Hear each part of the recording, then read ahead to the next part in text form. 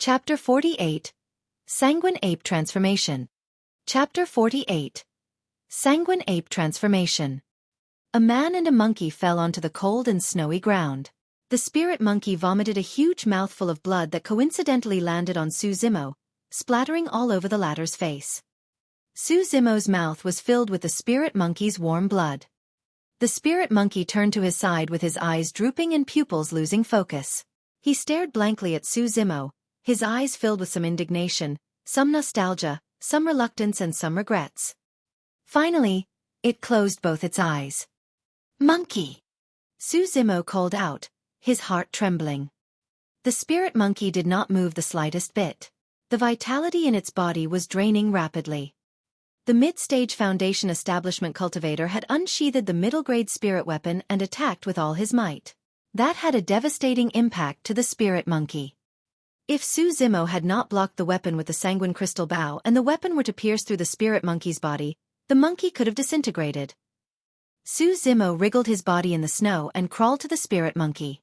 He reached out his uninjured left palm and patted the spirit monkey's cheeks continuously, speaking in a trembling voice, "Monkey, wake up.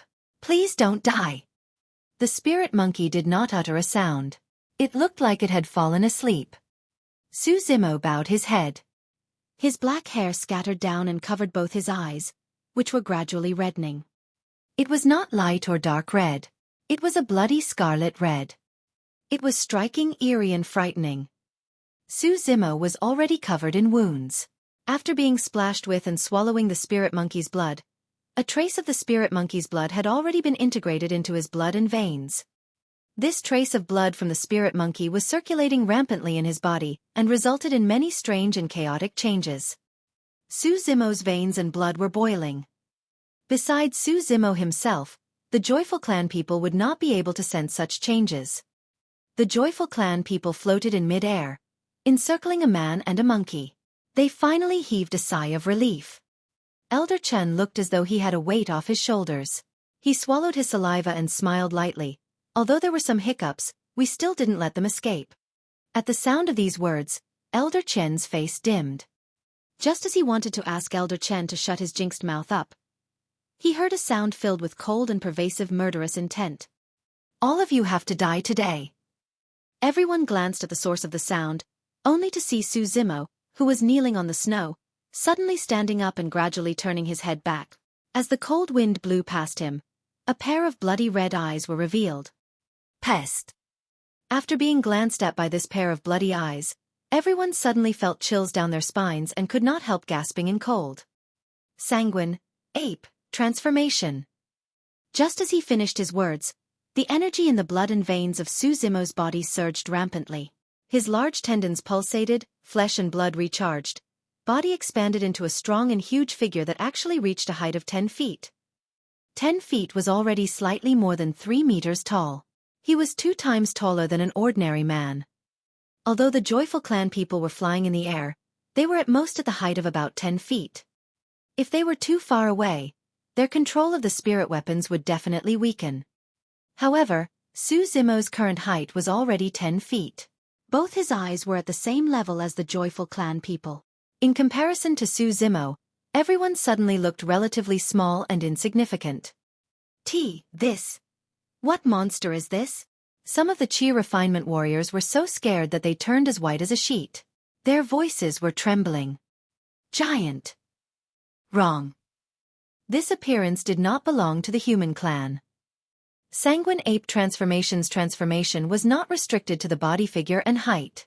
Even Xueqi's appearance had undergone a drastic change. He looked ferocious and frightening, and bore a resemblance to the spirit monkey who was lying on the ground. A giant ape. The muscles on Xueqi's body were knotted together like metal casing. They were flickering with metallic shine and filled with an explosive strength. That pair of bloody eyes were exuding endless murderous intent. Wind and snow seemed to have solidified at every nook and crook swept across by that bloody glance. Kill! Xueqi gave out a deep and furious roar. He strode forward, reached out his left arm, opened his hands and simply grabbed Gong Liangjing who was in mid-air. Xueqi hated these 3 Foundation establishment cultivators of Joyful Clan to the core. If not for them, the spirit monkey would not have been injured, and its life or death unknown. Gong Liangjing's reaction was a tad slower. He had just wanted to reverse his flying sword and dash higher into the sky. However, he had a surprise blackout as Su Zimo's palm had already enshrouded and clutched him.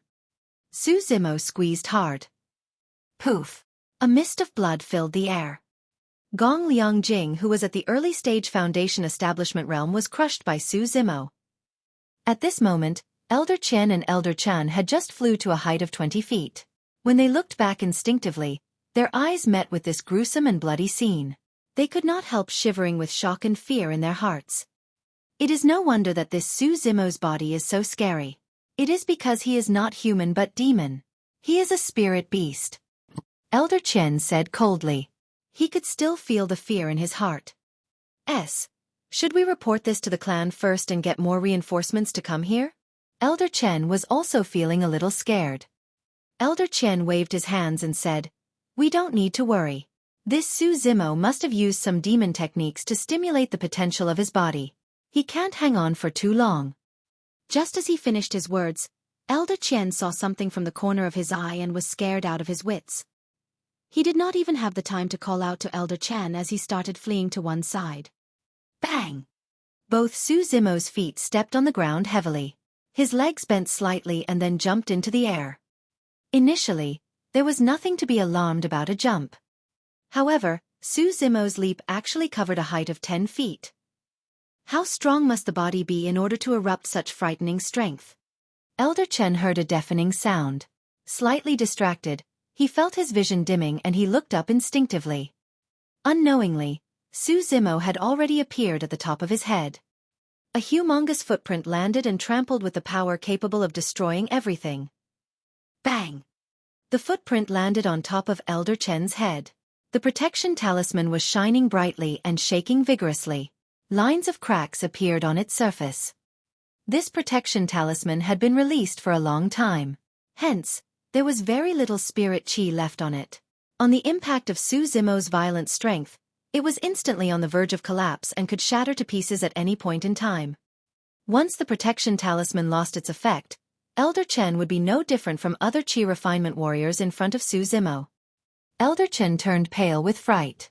Just as he wanted to flee from the spot with the flying sword, another soul immediately trampled.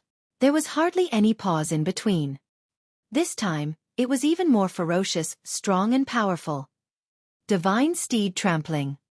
With every successive step, the strength would increase and become stronger. Snap! The protection talisman shattered. Another step came. Poof!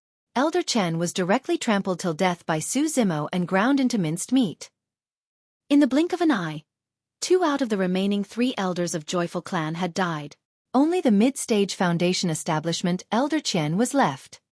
Elder Chen knew that Su Zimo would definitely target him next. Swoosh! Elder Chen controlled the flying sword and rose continuously in the air, wanting to distance himself from Su Zimo as much as possible. No matter how strong Su Zimo was or how astonishing the powers he erupted, he could not fly, and that was his weakness. 30 feet, 40 feet. In the blink of an eye, Elder Chen had already risen to the height of 50 feet tall. It was only until now did Elder Chen's expression gradually ease. After calming down, he looked back. Elder Chen was stupefied. He exclaimed in puzzlement, "Where is he?" Su Zimo actually disappeared from the battlefield. How was that possible? He could not have escaped from the place in such a short time. At this moment, the few chi refinement warriors not far away pointed to the front of Elder Chen with shock and fear written on their faces. They seemed to have witnessed a terrifying sight. Chapter 49, Tomb. Chapter 49, Tomb. Swoosh. Sounds of snowflakes falling could be heard coming from behind Elder Chen. Elder Chen was stunned and he looked back instinctively. Behind him was a tall and old tree. It was sturdy and straight, with a height of about 70 to 80 feet. Using both his hands and legs, Su Zimo was climbing up the tree like a giant ape with extreme ease. He had already reached the height of 50 feet. Elder Chen traveled by air while Su Zimo relied on the old tree to climb up. Yet, there was not much difference in their speeds. Relying on the energy of the blood and veins, Sanguine Ape transformation could not only improve Xueqi's body strength within a short time frame, but also cause major transformation to his body's agility, coordination, and flexibility. His speed had thus increased exponentially. The moment that Elder Chen looked back, Xueqi had bounced off the old tree. The bloody shine in his eyes intensified and the murderous aura was towering. He reached out his gigantic palm, almost engulfing Elder Chen. Xueqi's palm looked soft and weak like a tongue. He gently wrapped it on Elder Chen's body but erupted the strength of twisting and crushing someone. It was extremely cruel and savage. Pa! Elder Chen's body shook violently. The protection talisman shattered on the spot. Go! Elder Chen's expression changed greatly. Stepping on the flying sword, he tried his best to balance his body. In the panic and chaos, he quickly unsheathed the ring-shaped spirit weapon in his hands and smashed it towards Xueqi's chest. The two parties were very close to each other. Xueqi's body was in mid-air and he had no place to lean on. Facing the oncoming ring-shaped spirit weapon, he had to fall on his back with his face facing the sky in order to dodge the attack. But if that were to happen, Xueqi would also drop from the sky. Xueqi's bloody eyes were filled with viciousness. Facing the ring-shaped spirit weapon, he neither retreated nor dodged. His palm transformed into a fist. Using the fist as a seal, his left arms drew a gigantic arc in the air. Boom! The gigantic seal landed. Following bovine-tongued saber was Sanguine Ape Fist Seal. Xueqi would rather take the hit by the middle-grade spirit weapon so that he could kill Elder Chen with his palm. Elder Chen was really panicking. He could clearly sense Xueqi's determination to perish together with him. Just as the ring-shaped weapon left his hands, Elder Chen did not think twice about patting the storage bag and took out another brand-new protection talisman. He immediately tore it with a pinch of his fingers. Elder Chen's face revealed a pained expression. To him, every talisman was very precious. This was reserved by Elder Chen to save his life. It could block a wave of attacks from Foundation Establishment Cultivator. But now, he actually had to consecutively waste 2 protection talismans when chasing a mortal. Bang!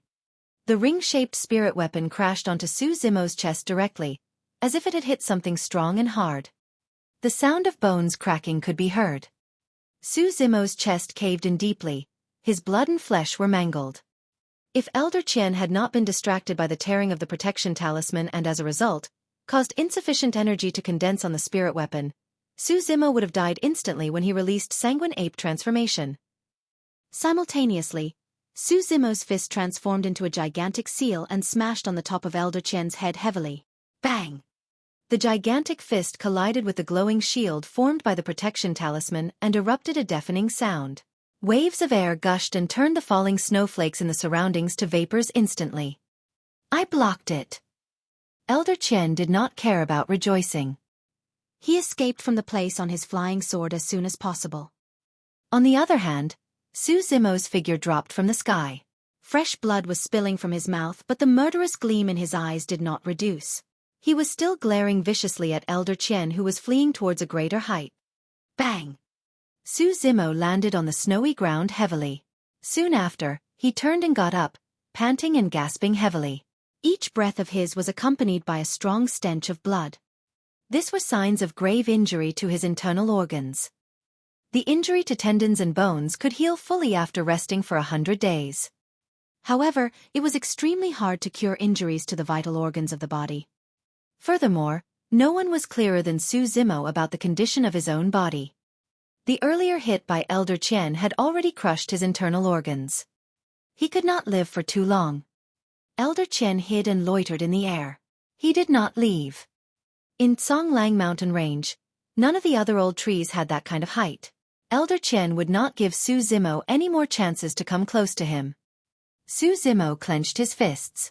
Suddenly, with his back facing the spirit monkey whose life and death was still unknown, he rampantly charged towards a direction. Although the Sanguine Ape transformation could increase Xueqi's strength exponentially within a short time, it could not nurse his injuries. This meant that the injuries on Xueqi were still present. After an intensive battle, the injuries in his body had worsened. The Sanguine Ape transformation made Xueqi turn into berserker mode. His nerves were numb and he thus could not feel any pain in the body at all. Although Su Zimo was swift and succinct in his movement techniques, his body had already crumbled both inside and out. He was only relying on the strength of his blood and veins to hang on with one breath.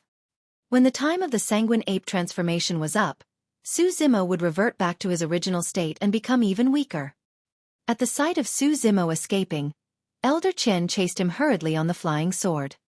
The joyful clan suffered heavy casualties this time. He was the only one left among the 5 elders. If he did not kill Su Zimo here, how could he explain this to the clan when he returned? Since Elder Chen had decades of experience in the cultivation world, he could tell that Su Zimo was now an arrow at the end of its flight and could not hang on for long. Although the remaining 5 Qi refinement warriors from Joyful Clan also rushed over, they dared not get too close and kept a huge distance from Su Zimo. Su Zimo's speed gradually decreased. His body also began to shrink as he slowly reverted to his original appearance. Waves of fatigue surged in his heart and mind. He began to feel the pain on his various body parts intensifying. Su Zimo gritted his teeth and continued to dash ahead. Not far away at the front was a valley. The steep hilltops surrounding it were straight, tall and had strong walls. They looked ordinary, and were very quiet. Su Zimo came to the center of the valley and revealed a trace of a smile. The time for Sanguine ape transformation was almost up. Su Zimo arrived at the middle of the valley and paused his steps. With his back facing the spirit monkey, he began to climb up the stone walls. The surrounding stone walls of the valley had many cave entrances. It was pitch dark and there was no light inside them. The Joyful Clan people looked at the Su Zimo who was covered in wounds but still dared not move forward casually. They watched on as Su Zimo climbed into a cave without any further movement. Everyone finally could not endure any further. They flew on their flying swords and arrived at the top of the valley. At the sight of the cave entrances of various sizes on the surrounding stone walls, Elder Chen frowned. Suddenly, a trace of uneasiness flashed across his heart. At that very moment, Su Zimo suddenly appeared at the entrance of the cave, holding a purple gigantic bird in his hands. He looked at Elder Chen and started laughing. That laughter was a little eerie and horrifying. It made people's hearts shudder. Pierce. Su Zimo tugged with his might and simply broke the neck of this purple gigantic bird. Fresh blood flowed and a unique stench of blood filled the air in the snow and wind. Chirp, chirp, chirp, chirp. Suddenly, waves of hurried chirps of birds resonated and echoed in the valley. The pitch was getting higher and the sound getting clearer. Commotion could be heard coming from inside the caves of various sizes. At this very moment, Su Zimo's voice could be heard. It was calm and still but made everyone's heart instantly sink to the bottom. I have said, Songlang Mountain Range is your tomb. Just as he finished his words, Su Zimo threw away the gigantic purple bird in his hands and wriggled into the cave. In the cave surrounded by valleys, beams of purple lights shone in the darkness. Their lively eyes actually emanated endless murderous intent. Chirp! Another shrieking chirp could be heard, penetrating gold and cracking stones. Initially, they were still far away. When the Joyful Clan people came to their senses, a huge shadow had already engulfed the top of their heads and shrouded the wind and snow. Chapter 50. She still came. Chapter 50. She still came. The Joyful Clan people looked up, only to see a gigantic eagle with a huge pair of purple wings circling the skies above the valley. Its gigantic wings were spreading and shrouding the sky and sun. The wings on the purple eagle were impregnable and had an illustrious metallic shine. Its pair of claws was strong and powerful, seemingly able to crush the hilltop. This was obviously the leader of the purple-wing eagles. Both its eyes exuded boundless fury and murderous intent. A spirit demon? Elder Chen's voice was trembling and his face drained of colors. In the eyes of cultivators, spirit demons could be divided into 2 categories: Foundation Establishment Realm and Golden Core Realm. The purple-winged eagle in front of them should be at the Foundation Establishment Realm, but it was obviously much more powerful than Elder Chen. Most importantly, this spirit demon could fly. Chirp, chirp, chirp. Chirping sounds of furor could be heard coming from the cave surrounding the valley. Numerous purple-winged eagles flew out of the cave. At one glance, There were hundreds of them. Although these purple-winged eagles were spirit beasts, there were more than enough of them to tear the joyful clan people into pieces. There was really nowhere to turn to. They could not even escape. Su Zimo's earlier words resonated in everyone's mind. In that moment, everyone understood. Su Zimo came here because he wanted to borrow the powers of these purple-winged eagles in Songlang Mountain Range to wipe them out in one swoop. This place was their tomb. No. We didn't kill it. That purple eagle. No. It's that man in the cave. A Chi refinement warrior spoke incoherently. He was so frightened that his lungs and guts were splitting. It was just that this explanation sounded too feeble. The spirit demons had a strong sense of territory possession. Even spirit beasts and spirit demons who intruded their territory would be viciously attacked by the purple-winged eagles, let alone cultivators from the human clan. Although Su Zimo killed that purple eagle, in the eyes of the purple-winged eagles, they had long classified the joyful clan people in the same category as Su Zimo. The detestable human clan. Chirp! The purple-winged eagles circling in the high skies chirped. In the next moment, hundreds of purple-winged eagles pounced on the joyful clan people murderously. At the same time, the leader of the purple-winged eagles dived down, opened its sharp claws and dashed towards Elder Qian to grab the latter's head. Everyone from the joyful clan felt devastated. This was a doomed situation. The moment that they stepped into the valley, they could no longer get out of it. The winds outside the cave were cold and pervasive. Nevertheless, it was very warm inside the cave. Thick straw mats were placed on the cold ground. Lying on top of them, Su Zimo could hear the miserable cries coming from outside. The corners of his lips curled into a smile. Monkey, did you hear that? This group of people who harmed you are all going to die. Su Zimo said softly. The spirit monkey was lying by Su Zimo's side. Its eyes were shut and it did not respond. Having lived in Songlang Mountain Range for 6 months, Su Zimo knew this place like the back of his hand. Both he and the spirit monkey knew which areas were frequented by spirit demons and which areas posed extreme danger. Su Zimo had planned this well in advance. This was the key reason that he chose Songlang Mountain Range as his battlefield. On the warm straw mat were a few oval-shaped bird eggs with faint purplish lines on the eggshells. They looked very beautiful. Su Zimo casually took 2 of the eggs and knocked them against each other using the remaining bit of his strength. Crack! Crack! Lines of cracks appeared on the eggs and purplish gold liquid flowed out of them, emitting a strong fragrance. Su Zimo placed one of the eggs by the spirit monkey's mouth and the other by his own mouth. He sucked the liquid bit by bit. He could not help smiling when he said, "Monkey, haven't you been longing for this egg? I have brought it here for you today." The spirit monkey often mentioned to Su Zimo that eggs of purple-winged eagles were extremely nutritious and tasty. However, there was a purple-winged eagle at the spirit demon level. On normal days, the 2 of them dared not even approach the eggs. The spirit monkey felt proudest about one thing in its life. He secretly ate an egg belonging to a purple-winged eagle and escaped safe and sound thereafter. The purple-winged eagles were one of the rare birds that would go through various stages of hibernation during winter. A man and a monkey already had plans to come here to steal the eggs once winter was approaching, and when the purple-winged eagles were hibernating. They would be less sensitive to the outside world at that time. Unfortunately, Su Zimo left at the beginning of winter. The spirit monkey's lips were tightly shut. The purplish gold liquid flowed down the corner of its mouth and dropped onto the straw mat. There was no response from it all this while. At the sight of this, Su Zimo's eyes dimmed. The fragrant liquid in his mouth suddenly turned tasteless. The miserable cries outside gradually faded. Elder Qian's hysterical shout could be heard. "Su Zimo, you can't leave here even if I am dead. Do you think this group of beasts will let you off?" "Ah!" Elder Qian cried in pain, and there was no more noise thereafter. Su Zimo smiled. Since he had arrived here, Su Zimo did not intend to leave this place alive. The objective of this plan was for everyone to perish together. It was just that Su Zimo did not expect to implicate the spirit monkey in the end.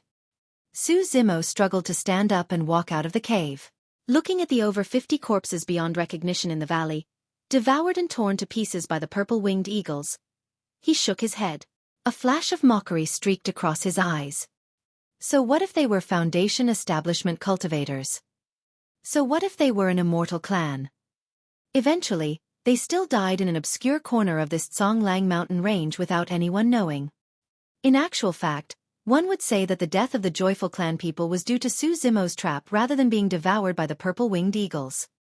From the moment the joyful clan people stepped into Tsonglang mountain range, they had already fallen into an invisible net. Led around the nose by Su Zimo, they were heading to the abyss of death with every step that they took. In mid-air, the leader of the purple-winged eagle sensed something as it suddenly lifted its head and landed its icy-cold gaze on Su Zimo. The murderous intent was akin to that of a saber. Su Zimo had seen it before on his first night in Tsonglang mountain range. The numerous purple-winged eagles gradually stopped devouring the corpses. Flapping their wings in the air, they fixed their gazes on Su Zimo, only waiting for the order from their leader before they charged forward to tear Su Zimo into pieces. Chirp! The spirit demon-level purple-winged eagle chirped loudly. Swoosh! Numerous purple-winged eagles swarmed over like a turbulent purple sea that would drown Su Zimo in the next moment. Facing the incoming death, Su Zimo was calm. He neither retreat nor panic.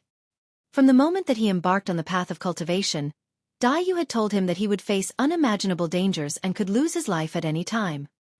He should not expect her to save him. At that moment, Su Zimo replied that life and death were preordained. This moment had eventually arrived. It was just that Su Zimo did not expect it to come so soon. All of a sudden, in Su Zimo's line of sight, a flash of unrivaled stunning scarlet color that seemingly wanted to dye the entire world red suddenly flashed across that purple sea. It was impossible to overlook it. The shadow of a figure appeared and blocked the front of Su Zimo. Su Zimo opened his mouth slightly. There was first shock in his eyes, followed by endless delight and happiness. The intruder was clad in a long blood-colored robe. Back facing Su Zimo, she had a slim figure and her dark tresses were hanging loosely around her neck, blowing in the breeze. You dare touch my people. Then you shall die. The calm tone, pleasant voice and lazy drawl. Yet, the dominance in it was suffocating. Su Zimo suddenly felt like crying. He had fantasized countless times about Daiyu appearing in the times of critical danger but had been repeatedly disappointed. She still came.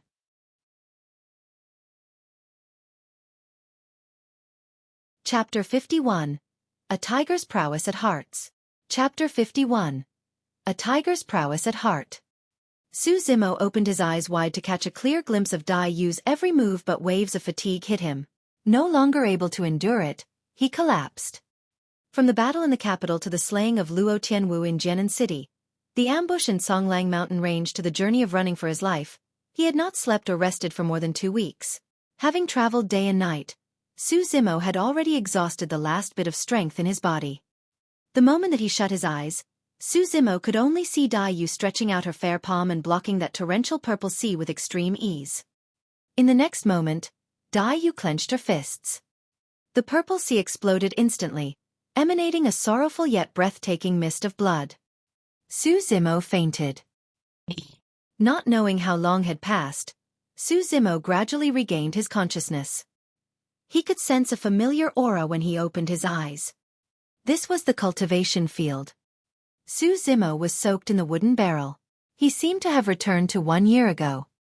Daiyu sat on the green stone not far away with a cold and aloof expression. He did not know what she was thinking.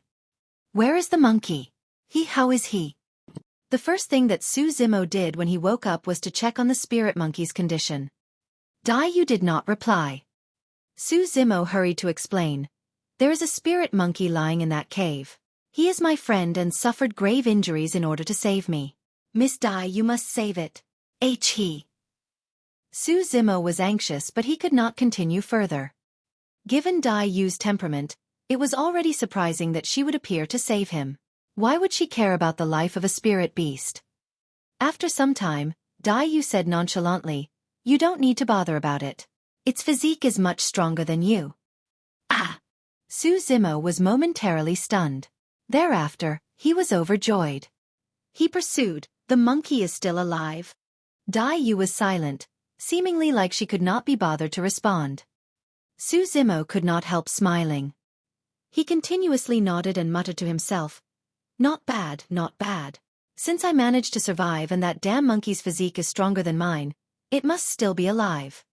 After putting down his worries, a trace of doubt arose in Su Zimo's heart again. He could not help but ask, "Miss Dai, although I am not part of the demon clan, after cultivating the mystic classic of the 12 demon kings of the great wilderness, why is my physique still incomparable to that damn monkey?" The corners of Dai Yu's mouth pursed slightly. "You have only cultivated 3 sections: body tempering, tendons transformation and bones strengthening, and only attained initial success for them. The most difficult part of this skill that will cause great changes to your body are all at the later sections. You're still far from it." Su Zimo nodded. Looking at his body, he discovered that his right arm, which had almost become invalid, was completely fine now. There were no traces of injury on his body at all. "How long have I been sleeping?" Su Zimo asked. 10 days. Su Zimo was secretly shocked. He had suffered such grave injuries. Initially, he had felt very fortunate to have escaped death and thought that he would not recover completely. Unexpectedly, he was almost fully recovered in just 10 days after Dai Yu saved and brought him back. It was not just that. After this battle, Su Zimo felt that his body had become significantly stronger and more powerful. His bones were tough and strong. He had attained initial success in the bones strengthening section. This could be called bringing the dying back to life with a miraculous cure. Was there anything else that Dai Yu could not do? Although Dai Yu had told Su Zimo from the beginning that he was not allowed to inquire about her background and identity, Su Zimo often pondered deeply about it in private. Who exactly was Dai Yu? At what cultivation realm was she at? Suddenly, Su Zimo sensed something and looked over. On the green stone, Dai Yu was looking at Su Zimo calmly. Both her eyes were as crystal clear as water. They were beautiful and glistening with traces of ripples. For some unknown reason, Su Zimo suddenly felt a little nervous. "Miss Dai Yu, I have to go now." Su Zimo's expression froze, and his mind went blank. "You're not coming back?" "Yes." Su Zimo was silent and in low spirits.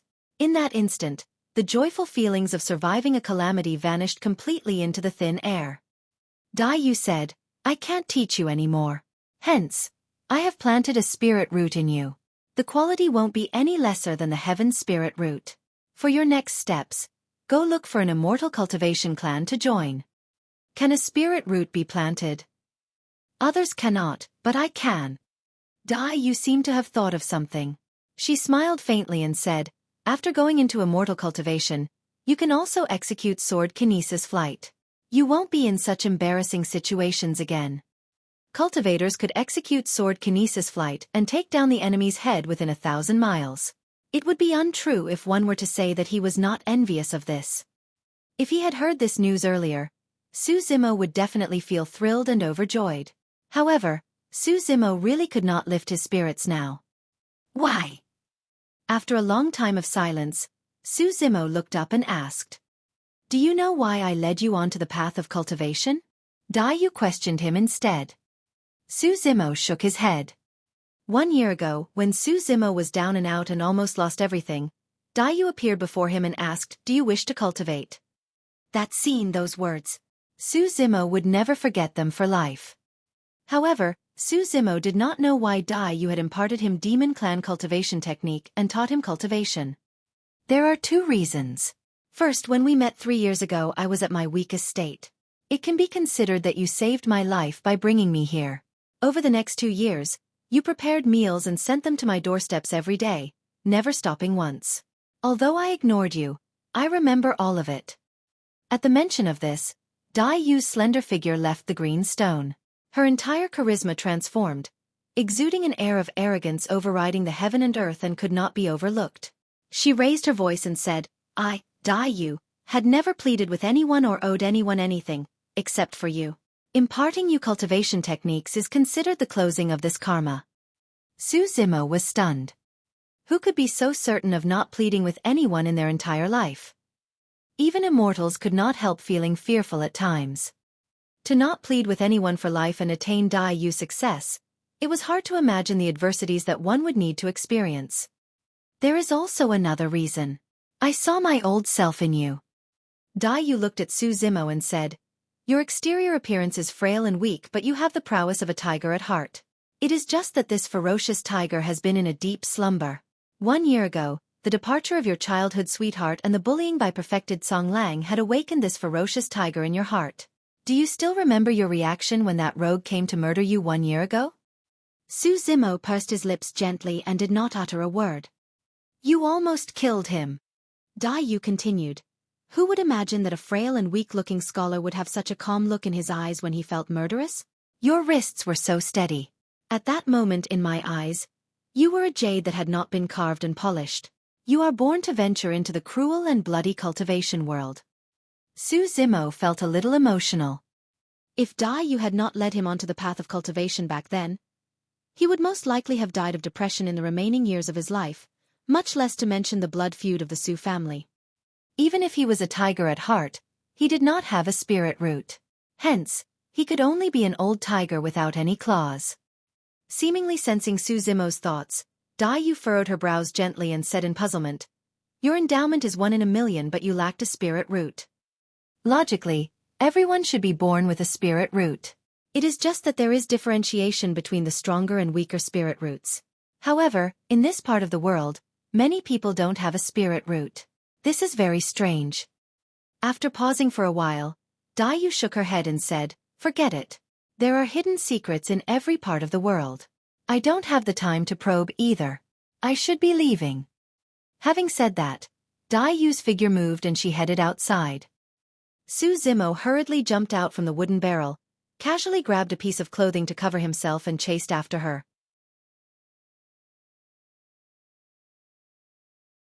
Chapter 52.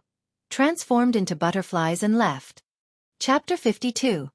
Transformed into butterflies and left. "Miss Dai, where are you going?" Su Zimo chased all the way to the courtyard, feeling reluctant to part with her.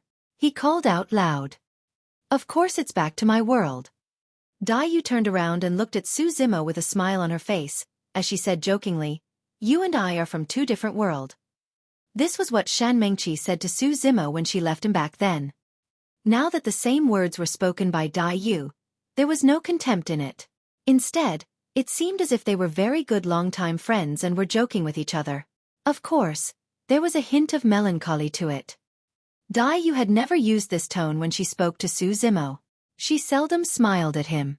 It was not until now that Su Zimo realized that Dai Yu was really leaving him. "But, you haven't taught me the remaining cultivation techniques of the mystic classic of the 12 demon kings of the great wilderness. How can you leave?" Su Zimo racked his brains and finally came up with a reason. Dai Yu shook her head. "You already have the spirit root. You should join the immortal sect. Don't continue with your demon cultivation." "Why?" Su Zimo frowned, saying, "I want to continue with demon cultivation and to learn immortal cultivation." Immortal and demon cultivation. Dai Yu's beautiful eyebrows raised slightly. She could not help but smile. "You are quite ambitious." Dai Yu paused briefly before she said, "Spirit qi can nourish and temper the body. Although the body will not be as strong as the demon clan, it is still fairly strong. But do you know why most of the cultivators have a weak body?" "Why?" "There is a limit to one's energy. No matter whether it is immortal cultivation or demon cultivation, one cannot live forever. One cannot escape from life and death. If one continues with immortal cultivation and demon cultivation, there is a high possibility that one cannot reach the end for either cultivation." Su Zimo thought about it and said, "I want to give it a trial." Dai Yu continued, "I won't stop you if you want to go ahead with immortal and Buddha cultivation. But immortals and demons belong to different worlds. Immortal is immortal, while demon is demon. If you insist on doing immortal and demon cultivation, both sides would not tolerate you. Now that you just started demon cultivation, you should give it up now." "I don't want to give up," Su Zimo insisted stubbornly. "Even if the entire world would turn against you." "So what if the entire world turns against me?" To Su Zimo, this cultivation technique was imparted to him by Dai Yu. It had an important significance. Even if the whole world stopped him from cultivating, he would continue with it. After a brief silence, Dai Yu said, "The mystic classic of the 12 demon kings of the great wilderness will get more and more difficult. You won't be able to succeed without me by your side. Dai Yu sighed at the obstinate look in Su Zimo's eyes, finally giving in. There was a demonic glitter in Dai Yu's eyes. Thereafter, there were several more sutras in Su Zimo's mind. Dai Yu looked at Su Zimo, saying softly, "These are the remaining sutras. Remember, if it is too difficult to cultivate, don't waste your effort on them. Also, if the monkey at Songlang Mountain Range runs into trouble in the future, do give it a helping hand." Su Zimo had a moment of realization upon hearing her words. Dai Yu had other intentions when she arranged for him to go through training at Songlang Mountain Range. Without the spirit monkey, Su Zimo would not be able to master Sanguine Ape Tri-Style within a year. Without the spirit monkey, Su Zimo would not be able to activate the Sanguine Ape transformation. Although Dai Yu never showed up during his 1 year of training at Songlang Mountain Range, she had been keeping a silent watch over him. Otherwise, she would not appear at the final crucial moment. After all, Dai Yu cared a lot for him. Su Zimo gazed at Dai Yu quietly. His gaze was intense and somewhat irrational. It was as if he wanted to remember Dai Yu's facial features and imprint it deeply in his memory. If you want to continue with immortal and demon cultivation, you will experience a lot of unimaginable sufferings. But you must bear in mind that these sufferings will only make you stronger. There is a saying in the Avatam Saka Sutra of the Huayan school that I would like to give you as parting words. To become one of the greatest, you have to work on the foundation and be willing to take hardship and serve others. With that, Dai Yu turned around, waving to Su Zimo. Dai Yu took a small step and she was in mid-air. Under Su Zimo's unwavering gaze, her graceful figure gradually disappeared into the air, transforming into a sanguine butterfly, with 2 bright crescent moons imprinted on the pair of wings. I left behind 3 gifts for you. The first gift is the spirit root in your body. As for the remaining 2 gifts, they may be of use to you in the future. Dai Yu flapped her wings and the surrounding space collapsed and turned into fragments. Cracks formed as a dark void could be vaguely seen in the distance, stirring up chilly wind. It was unnerving. The butterfly flew into the darkness and gradually disappeared. Dai Yu! Su Zimo ran a few steps and shouted toward the direction that Dai Yu flew to. I will go to look for you. The surrounding space gradually returned to normal and the cracks fused together. Right then, a sound was heard coming from the void's abyss. Sure, I'll wait for you. Dai Yu had transformed into a butterfly and left. It was only when Dai Yu left did Su Zimo realize that he had developed a strong attachment and dependence on Dai Yu. Su Zimo stood rooted on the ground, constantly thinking about what happened here over the past 1 year. He was lost in his thoughts. The sun rose, breaking through the dark clouds. Unknowingly, Su Zimo had stood under the peach blossom tree for an entire night, not moving at all. Finally, Su Zimo raised his head, looking into the distance, his eyes finally regained focus. He concealed the pain of separation and reluctance to part with Dai Yu deep in his heart. He took a deep breath before he turned to leave. Su Zimo passed by the Su family's residence and halted in his tracks. Supposedly, everyone in the Su family should be hiding at Sky Treasure Pavilion at Songlang City. But right now, the door to the mansion was opened and he could vaguely hear sounds coming from within. Su Zimo felt perplexed and went in to check. Second young master. Second young master is back. Everyone in the Su family's residence was elated to see Su Zimo. Su Hong came out with the rest to welcome Su Zimo. Zimo, are you all right? Su Hong came forward, grabbing hold of Su Zimo's shoulder and sized him up. I am all right. Su Zimo shook his head, asking, why aren't all of you at Sky Treasure Pavilion? Song Chi said, we were going to leave Pingyang town when a red-robed lady turned up all of a sudden to stop us. As Song Chi was recollecting what happened, he still could not hide the shock that he felt back then. The lady was very powerful. She did not need to leverage any external objects and she could fly into the air. She must at least be a golden core cultivator. She told all of us to wait for her, saying that she would bring you back. And she disappeared right in front of us. At the mention of the lady, everyone in the Su family could not hide their appalled and shocked expression. Su Zimo hung his head. No one noticed the loneliness and sadness in his eyes. Zimo, is that lady your master? Everyone in the Su family could tell that Su Zimo had undergone a total transformation. He had changed from a frail scholar to a warrior who could slay Qi refinement warriors.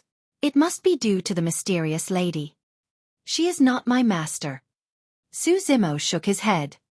Although Dai Yu taught him demon cultivation, Su Zimo had never treated Dai Yu as his master. Where is the lady? We have to express our gratitude to her.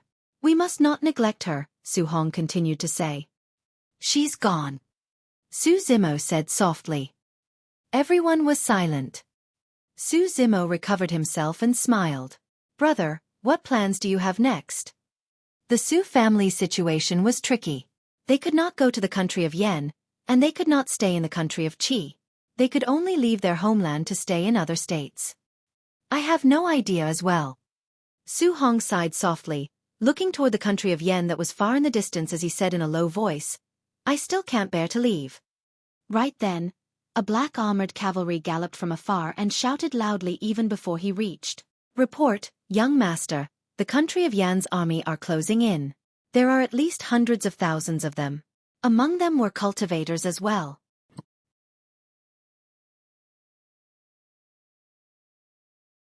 Chapter 53. Su Hong was crowned king. Chapter 53. Su Hong was crowned king. The army of the country of Yen? Su Hong frowned, feeling perplexed. The country of Yen is without a leader. The first thing right now should be to elect a new king, and to keep the army and the officials' morale high. Why would they lead an army to deal with us? It doesn't make sense. Uncle Zheng shook his head as well. There are hundreds of thousands of soldiers. That is the entire army of the country of Yen. Will they go to this extent just to deal with the Su family? I don't think so. Cultivators. There was a coldness in Su Zimo's eyes and he thought to himself. It must be the Joyful Clan. 10 days ago, the Joyful Clan sent hundreds of cultivators to hunt down Su Zimo. In the end, all of them were slain in Songlang mountain range. The Joyful Clan could not possibly take this lying down. Furthermore, the Su family and Su Zimo had no interaction with the cultivation world. Their only enemy was the Joyful Clan. Brother, bring the Su family to retreat to Songlang city first. I will follow thereafter, Su Zimo said in a deep voice. Su Zimo had just finished his sentence and he seemed to sense something, looking into the far distance. At the far end of the sky, there was a group of more than 1,000 people rushing over in alarming speed. All of them were cultivators and they were executing the sword kinesis flight in mid-air. Su Zimo squinted his eyes. He could see them very clearly. The cultivators were moving at a fast speed. They were already at the Foundation Establishment realm.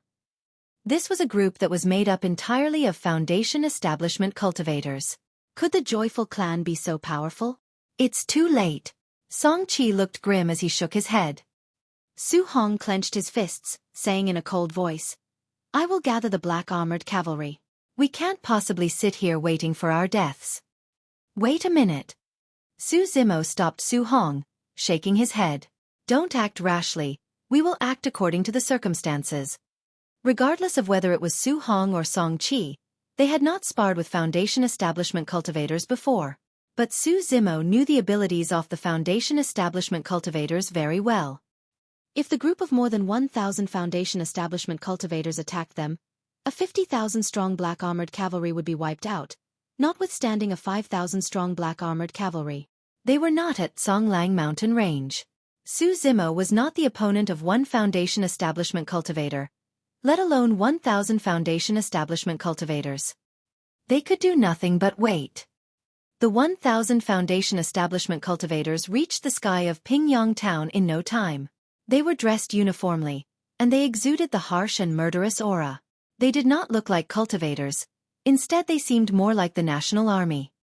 At the furthest front of the 1,000 Foundation Establishment cultivators was a graceful and magnificent carriage that floated in the air. It was adorned with brilliant jewels and pearls, dazzling and sparkling in midair. Although no one carried the carriage, it floated steadily in midair. There was sparkling bead curtain at the front of the carriage. There seemed to be someone seated in the carriage. One could not tell the person's facial features due to the bead curtain. This is... Everyone in the Su family was shocked. Song Qi, who was a Qi refinement warrior, had never seen such a large army either. He was dumbstruck. Something is wrong. Uncle Zhang said softly. The markings on the cultivator's costume seemed to be that of the Great Zhou dynasty. Every Foundation establishment cultivator who was in midair had an exquisite 5-clawed golden dragon imprinted on the sleeves. It was very realistic and majestic. Right then, the leader of the Foundation establishment cultivators came out from the crowd. He wore a golden Taoist robe and stood floating in the air. He swept his sharp gaze over everyone in the Su family, pausing slightly when he saw Su Zimoj. He then took out a golden silk from his storage bag and spread it out. Su Hong and Uncle Zhang had a big shock at the sight of the golden silk, exclaiming in surprise. The Emperor's Imperial Edict. The Great Zhou dynasty was the only one who had the right to issue the golden silk, and it was from the Emperor of the Great Zhou dynasty. Who was the Emperor of the Great Zhou dynasty? He was the supreme leader of the Great Zhou dynasty. He had achieved a lot of meritorious deeds, surpassing the ancients and dazzling contemporaries, holding absolute power in his hands. If the emperor was angered, millions of people had to die. Since the imperial edict was issued, every state in the Great Zhou dynasty had to submit unconditionally, otherwise it would be seen as an act of defiance and they would be punished by the Great Zhou dynasty. King Qian of Yen was unscrupulous and framed loyal subjects, causing chaos to his country and governance. It is right that he be removed. It was said that Su Hong is the son of Su Mu, and he is well loved by the people and has courage and wits, loving the people like his own. He is qualified to be the next king. I hereby issue this imperial edict crowning him as king. Everyone is to spread the news and not to hinder the spreading of this edict. The golden-armored leader who was in midair rolled the imperial edict. He stared at Su Hong and said in a deep voice, Su Hong, accept the imperial edict. This. Su Hong froze in place, looking shocked. There was disbelief in his eyes. The Great Zhou dynasty hardly intervened in the affairs of the various states. It was rare that it would issue imperial edicts, let alone crown someone as the king of a vassal state.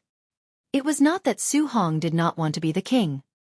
The reason why he rejected Wei Mingqing's proposal was that he was worried that if he was crowned king, war would definitely break out and it would implicate the innocent people of the country of Yen.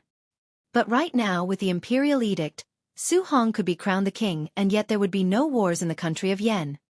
If anyone had objections and launched a war, he would not be going against Su Hong, but the imperial edict. No one would be so foolish to do such things. It was akin to courting death. More importantly, everyone in the Su family would no longer need to leave their homeland to go to other states, and the black armored cavalry would finally have a place to stay for good. Young master, hurry, accept the edict. Uncle Zhang was excited. He could not hide his happiness and he urged him softly. But Su Hong was in a difficult position. He had never seen the emperor of the Great Zhou dynasty before, and the imperial edict came all of a sudden. He could not help but feel worried and perturbed. Su Hong looked towards Su Zimo automatically. Su Zimo frowned, shaking his head. He had never seen anyone from the Great Zhou dynasty as well. The only possibility was that it was Dai Yu's doing. Before Dai Yu left, she told Su Zimo that she had left 3 gifts for him. One of them was the spirit root, but she did not tell him the remaining 2 gifts. Could it be that one of the gifts was the crowning of his older brother? But that did not make any sense. Su Zimo felt baffled. He whispered to his older brother. Brother, you should accept the edict first. Su Hong nodded and took a deep breath, making a bow, before he knelt down on one knee, saying in a low voice, Su Hong accepts the imperial edict. The golden-armored leader waved his hands and the imperial edict landed softly on Su Hong's hands. It sparkled with gold radiance, exuding a majestic aura, as if the emperor was here. Right then, fumes and dust billowed in the wind from not too far away. There was a thunderous sound of hooves. The country of Yan's army had just arrived. They were led by famed generals of the country of Yan. Among them was Wei Mingqing, the general of Jianan City. Hundreds of thousands of soldiers came galloping over. There were so many of them, one could not see the end of the line. The generals at the front line dismounted and knelt down on one knee at sight of Su Hong, shouting loudly, "We pay respects to the king! We pay respects to the king!" Hundreds of thousands of soldiers yelled and the loud voices resonated. The Su family finally realized that the hundreds of thousands of soldiers were not here to seek revenge. Instead they were here to pay respects to the new king of the country of Yen, and to welcome him back to stand guard at the capital. Although this was a good piece of news, The Su family seemed to be at a loss. They felt that everything was surreal and they seemed to be dreaming. Su Zimo raised his head, looking toward the carriage that was floating in midair. He fixed his gaze on it as if trying to see through it. Swoosh! A porcelain white fair arm reached out from the carriage to lift the bead curtain. A beauty came walking out from the carriage. She was dressed in a yellow long dress, with a ribbon tied at her waist, fully accentuating her exquisite figure. The lady had complexion that was fair as snow. She looked refreshing and mesmerizing. The moment she exited the carriage, the graceful and magnificent carriage seemed to pale in comparison to her. Zimo, didn't I say that we will definitely meet again? The lady waved her hands at Su Zimo, smiling.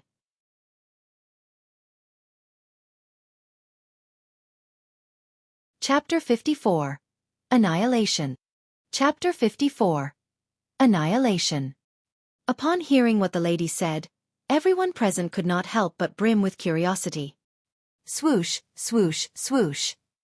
Everyone fixed their gaze on Su Zimo. The Su family gaped in shock.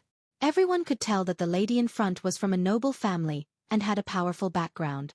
She could likely be from the great Zhou dynasty's royal family. From the tone of the lady, the Su family were further surprised that the lady seemed to be on close terms with second young Master Su. The Foundation establishment cultivators behind the lady stared at Su Zimo, envy and jealousy evident in their eyes. There was a hint of provocation in the eyes of the golden armored leader. Yao Xue controlled a flying sword and landed on the ground, gazing at Su Zimo, who looked astonished. She pursed her lips as she smiled. Don't you recognize me? You. Su Zimo finally recovered himself, smiling. Are you the disciple from Azure Frost sect? Yes. Yao Xue nodded, pausing before she continued. However, I am a princess of the great Zhou dynasty as well. My surname is Ji. Back then we came together by chance and I hid the fact from you. Will you blame me for that? Su Zimo smiled, shaking his head. Ji was not a common surname. If Yao Xue revealed her surname back then, he would most likely have guessed her background from her surname. But now that he thought about it, there were some clues that pointed to her identity. Ji Yaoxue knew everything about Sky Treasure Pavilion and could gift Su Zimo with a Sky Treasure Gold badge casually. Ordinary Foundation establishment cultivator would not be able to do that. We are old acquaintances. Aren't you going to invite me for tea? Ji Yaoxue bent her head to the side, blinking at him. Sure, come over to my place. Su Zimo nodded to Su Hong, telling him to rest assured before he brought Ji Yaoxue to his mansion. The golden armored leader brought several Foundation establishment cultivators with him and followed them to the mansion. He seemed to be worried that they would be spending time alone. Su Zimo and Yao Xue sat at a round table at the courtyard. There were 2 cups of fragrant tea that were piping hot. The golden armored leader and the rest stood behind Yao Xue. The golden armored leader stared at Su Zimo. There was hostility in his eyes. Su Zimo had already noticed it, but he did not let it bother him. Yao Xue, why? Audacious. Su Zimo had a lot of doubts and was just about to ask Yao Xue some questions when he was yelled at by the golden armored leader. It is a taboo for a mere mortal to call the princess by her name. The golden armored leader sneered. There was contempt in his eyes as he stared at Su Zimo. Dai Su. Without waiting for Su Zimo to speak, Ji Yaoxue arched her eyebrows, speaking in a low voice. It is none of your business how Zimo addresses me. Wait by the side. Third princess, the emperor ordered me to ensure your safety and not to leave your side. Dai Su bowed slightly, cupping his fists. Then keep your mouth shut. Ji Yaoxue gave a sideways glance to Dai Su, sending him a look of warning. Yes, princess. Dai Su looked upset. He glared at Su Zimo before he answered. Su Zimo remained composed. He ignored Dai Su's provocation and did not look in his direction. Ji Yaoxue smiled apologetically at Su Zimo and said, A few days ago, there was a secret report from Sky Treasure Pavilion and I happened to chance upon it. From the description, I guessed that you were the one who killed the King of Yen. Therefore, I begged my father to issue an imperial edict and came with all of them. Ji Yaoxue did not tell him everything, but Su Zimo could roughly guess what was going on. Before that, the emperor must have sent people to conduct a detailed check on the Su family. Are you pleased with this arrangement? Ji Yaoxue smiled as she asked. It's pretty good. Su Zimo nodded. With this imperial edict, Su Hong could be crowned the king without engaging in any fights, and the surrounding states would not dare to intrude on the country of Yan's territory. To him, this was a big favor. But Su Zimo was not someone to flatter people. Instead, he would remember their kindness deep down inside his heart. Why do you bring so many foundation establishment cultivators with you? Su Zimo continued to ask. Ji Yaoxue frowned slightly, saying, after returning to the clan, I conducted some investigations on Joyful Clan and discovered that the cultivators are involved in evil deeds. They always abducted women and made use of their yin energy to supplement their own yang energy to aid their cultivation. I intend to eliminate this clan, but... Ji Yaoxue paused slightly. There was a flash of doubt in her eyes. But what? Su Zimo could roughly guess the reason, but he did not reveal anything. Ji Yaoxue continued. But I found out that more than 100 Joyful Clan cultivators had died at Songlang Mountain Range, and they had been through a very vicious fight. It felt as if they were hunting down one man but was instead killed. At the mention of this, Ji Yaoxue raised her head to look at Su Zimo. Back then, the Joyful Clan had caused quite a commotion when they hunted down Su Zimo. The entire capital of the country of Yen had witnessed it. Oh! Su Zimo expressed his shock at hearing the news. His reaction was appropriate and suitable. Ji Yaoxue thought to herself, although Zimo is very capable, and he is very powerful in close combat, he would not have the capabilities to slay Foundation establishment cultivators. It should not be him. Instead, it must be someone else. After a brief silence, there was a flash of surprise in Ji Yaoxue's eyes. This is not the worst part. When we reached the place where the Joyful Clan inhabited, we realized that the entire clan was reduced to rubble. Bones and corpses were strewn everywhere. No one was alive. Ah! This time, Su Zimo really had a shock.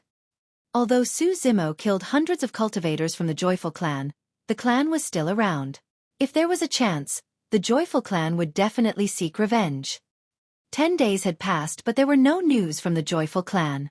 Su Zimo could not help but be on tenterhooks. He did not expect that the entire clan was wiped out. The person who did it was way more powerful than the cultivators of the Joyful Clan. It seemed as if every cultivator of the Joyful Clan died instantaneously. It was definitely a different person from the person on Songlang Mountain Range, Ji Yaoxue said. Su Zimo was reminded of a red-robed figure and a cold and stunning face. According to what Ji Yaoxue had said, Su Zimo could not think of a second person who had the ability and would do such a thing. Before Dai Yu left, she must have been worried that the Joyful Clan would seek revenge on him. Therefore, she decided to take drastic measures by annihilating the entire clan, so that he would be free of troubles.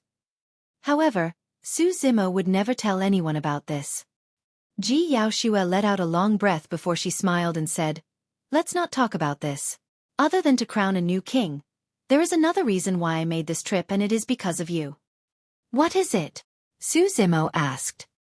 Ji Yaoxue took a stone that was the size of a fist out from her storage bag, placing it on the round table. She smiled as she asked, Zimo, do you know what this is? Spirit stone. Unlikely. Su Zimo shook his head. This is a testing spirit stone. It can tell whether someone has a spirit root and as well as the grade of the spirit root. Ji Yaoxue went on to explain. Zimo, given your capabilities, if you have a spirit root, even if it is the most ordinary spirit root, you will have huge achievements in the future. The clan has promised that I can bring someone with spirit root to join the clan. It doesn't matter even if it is the most ordinary spirit root. Zimo, you should give it a try.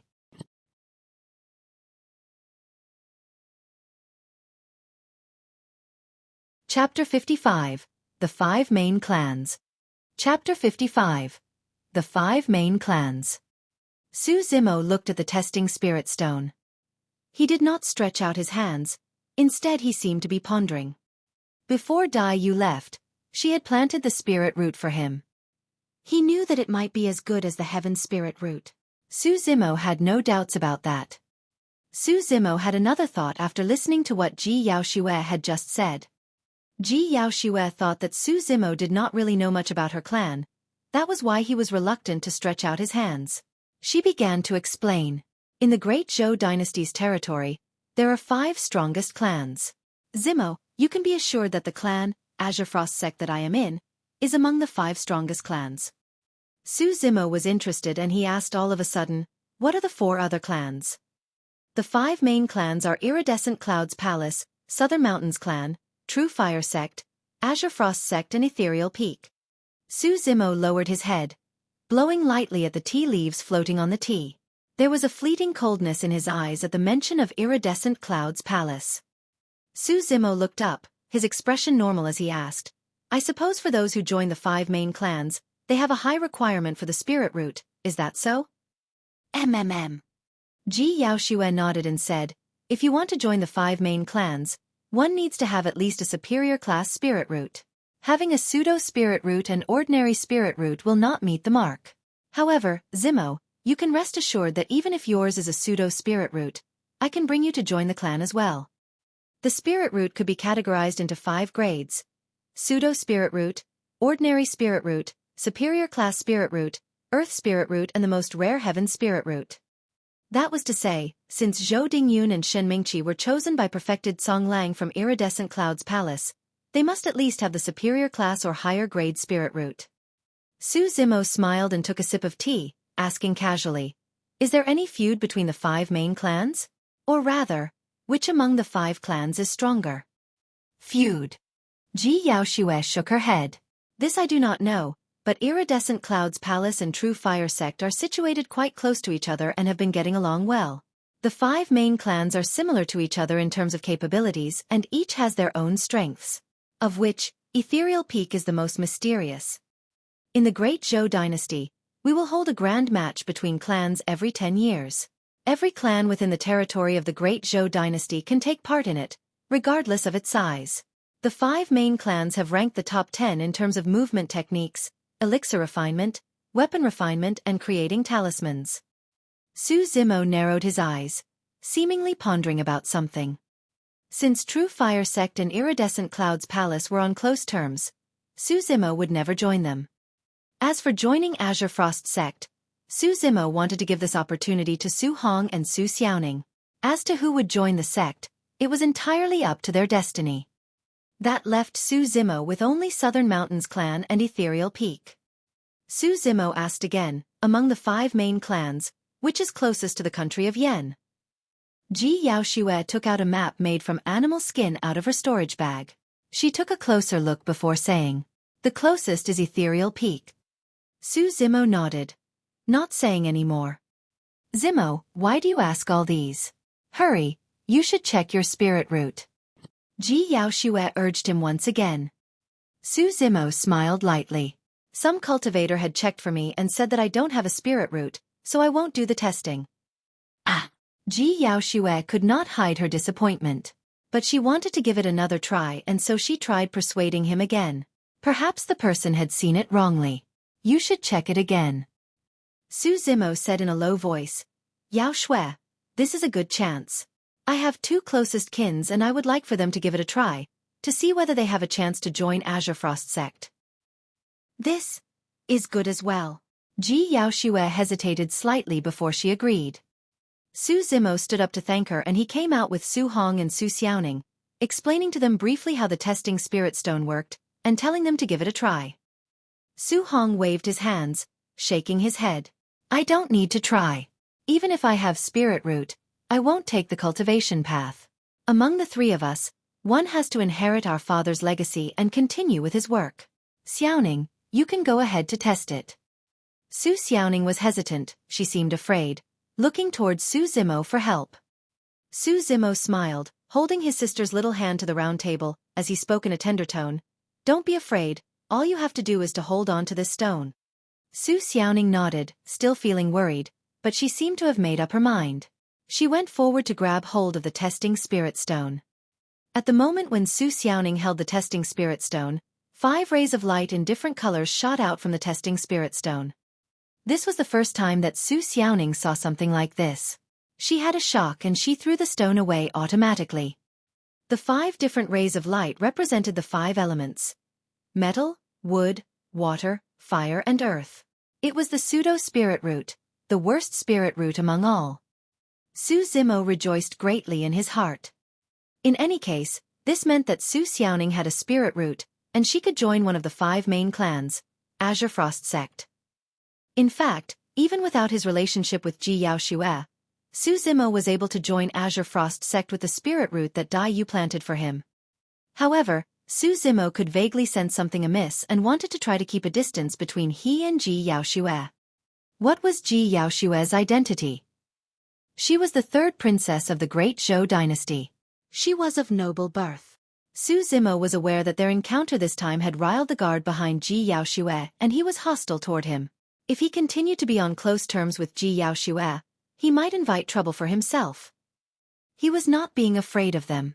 It was just that he was still not as powerful and he could not protect himself. But Su Xiaoning was different. She was after all a female, and she would not invite the hostility of others. Indeed, after witnessing the scene, there was a flash of delight in Dai Su, the golden-armored leader's eyes. He let out a sigh of relief, and he seemingly relaxed his guard.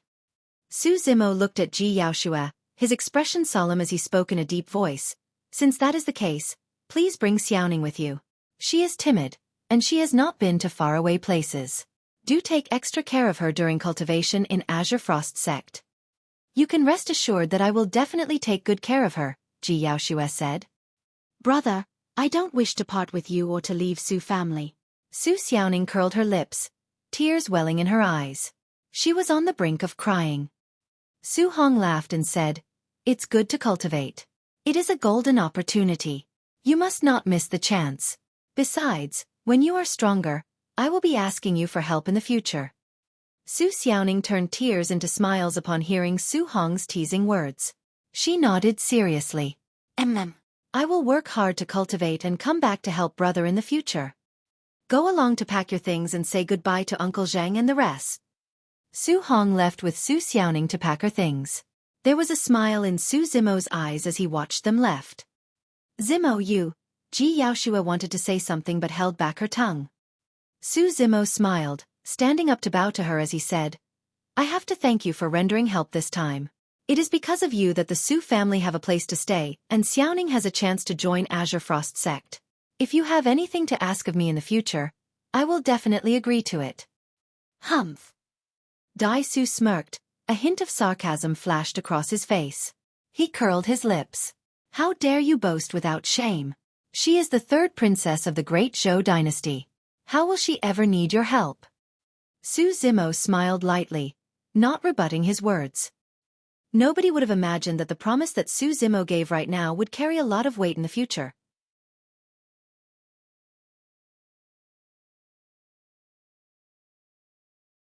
Chapter 56. Waiting for Someone. Chapter 56. Waiting for Someone. Next day morning. The Su family and many Foundation establishment cultivators stood on the long street of Pingyang town, bidding their farewell. In the middle of the long street, one man and one lady stood facing each other. The man was dressed in a green robe, clean and plain, with a handsome appearance, while the lady wore a long pale yellow dress that reached the ground. Her black hair cascaded down her back. Her complexion was flawless. There was a touch of melancholy in her sparkling eyes. Zimo, are you really not leaving with me? Even if you can't join Azure Frost Sect, given your capabilities, you will have great achievements at Great Zhou, Ji Yaoxue said softly. No. Su Zimo smiled. I am used to leading an unbridled life. I am unaccustomed to the rules and regulations of the palace. Zimo, are you interested in joining the Ethereal Peak? Ji Yaoxue was smart. She could vaguely sense that Su Zimo was deliberately keeping a distance from her. There was surprise in Su Zimo's eyes, but he did not respond. Ji Yaoxue continued. It is more difficult to join Ethereal Peak than other clans. There are many tests to pass. The testing of the spirit root is only one of them. I heard that many high-level Qi refinement warriors could not join the Ethereal Peak U. Su Zimo sighed in his heart at the look of concern in Ji Yaoxue's eyes. He knew that Ji Yaoxue was being genuinely good to him. Perhaps it was to return his kindness or for some other reason. But no matter what, he could not leave with Ji Yaoxue. Although Dai Su had concealed his intentions well, he could not hide from Su Zimo's spirit perception. The man had murderous intent toward him. It was all right if it was Dai Su who wanted to kill him, however, if it was the Emperor of Great Zhou who wanted him dead, this was bad news to Su Zimo as well as the Su family. The imperial edict might seem like a reward, however, the Emperor was giving them a warning as well. Since the Emperor of Great Zhou could crown Su Hong as king, he could easily annihilate the Su family as well. The Emperor's power was vast and mighty, and one could not predict his next movement or intention. Dai Yu might have been ruthless when she sent Su Zimo to the Conglang mountain range, but she was teaching him at the same time that regardless of whether it was the mortal world or the cultivation world, it was no different from the Conglang mountain range, where the strong ruled over the weak, and that was the only way to survive. One had to be able to survive Conglang mountain range in order to be able to venture into the cultivation world. If one was not powerful enough, one could only be passive and be powerless when others preyed on them. Zimo, what plans do you have? Ji Yaoxue continued to ask. Su Zimo replied. To travel 1,000 miles beats reading 1,000 books. I might embark upon an adventure. Su Zimo paused briefly before he bowed to Ji Yaoxue, cupping his fists. Miss Ji, let's bid farewell today, please take care. Ji Yaoxue looked dismayed upon hearing that Su Zimo addressed her as Miss Ji. After a brief silence, she nodded. Young Master Su, take care as well. Ji Yaoxue boarded the carriage and the bead curtain dropped to cover her from view. The two of them seemed to be thrown into two different worlds, and they might not be able to see each other again. Su Xiaoning sat on the carriage and looked outside, tears falling down her cheeks. Ji Yaoxue sighed softly as she took Su Xiaoning into her embrace, saying softly, let's go. The carriage flew up into the air and more than 1,000 Foundation establishment cultivators maneuvered their swords and followed behind, surrounding the carriage to protect the princess. They disappeared from the sky of Pingyang town in no time. At the end of the procession, one of the Foundation establishment cultivators came up to Dai Su and asked softly, Leader Dai, do we still need to kill Su Zimo? No need. At least he is tactful. He did not reach out for a yard after taking an inch. Dai Su sneered. He is just a mere mortal. He is but a frog in a well. Just let nature run its own course.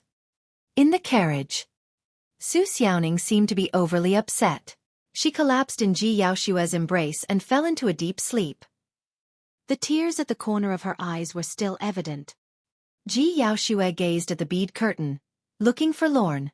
She frowned slightly, sorrow etched in her features, looking pitiful.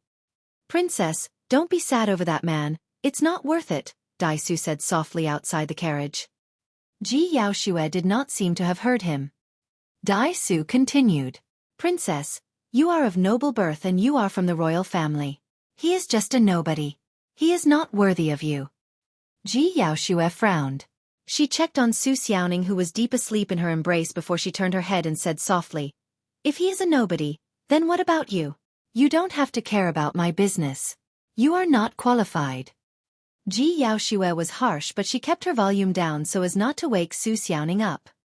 Princess, don't blame me for being meddlesome. You will definitely be a golden core in the future and you will have a lifespan of 500 years.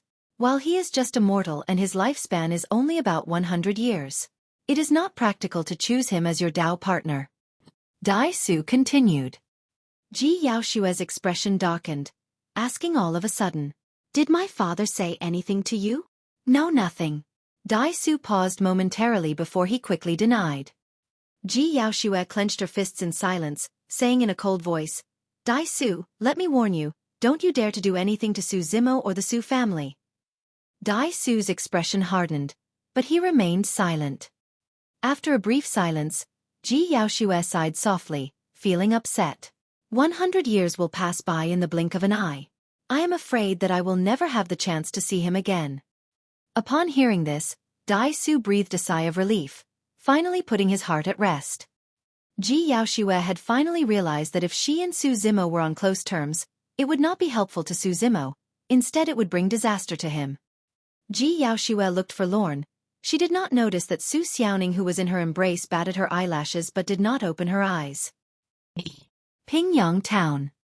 Su Hong and others were about to return to the capital with the army of the country of Yen. Zimo, why don't you stay in the capital with me for a period of time? Now that Su Hong was going to the capital, he would not be returning to Pingyang town any time soon. He was worried at leaving Su Zimo behind by himself. "Brother, you should go now. I will stay in Pingyang town for a while before I embark upon an adventure. You don't have to worry about me," Su Zimo said. Su Hong frowned. "There is no one at the Su family's residence and we don't have any acquaintances in Pingyang town. You are by yourself." "I am not alone." Su Zimo smiled. Su Hong was surprised. Su Zimo did not explain. Instead he gave Su Hong a pound on the chest, smiling.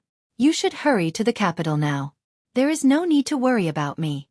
If there's a chance, I will go to the capital to visit all of you." "All right, we will leave now."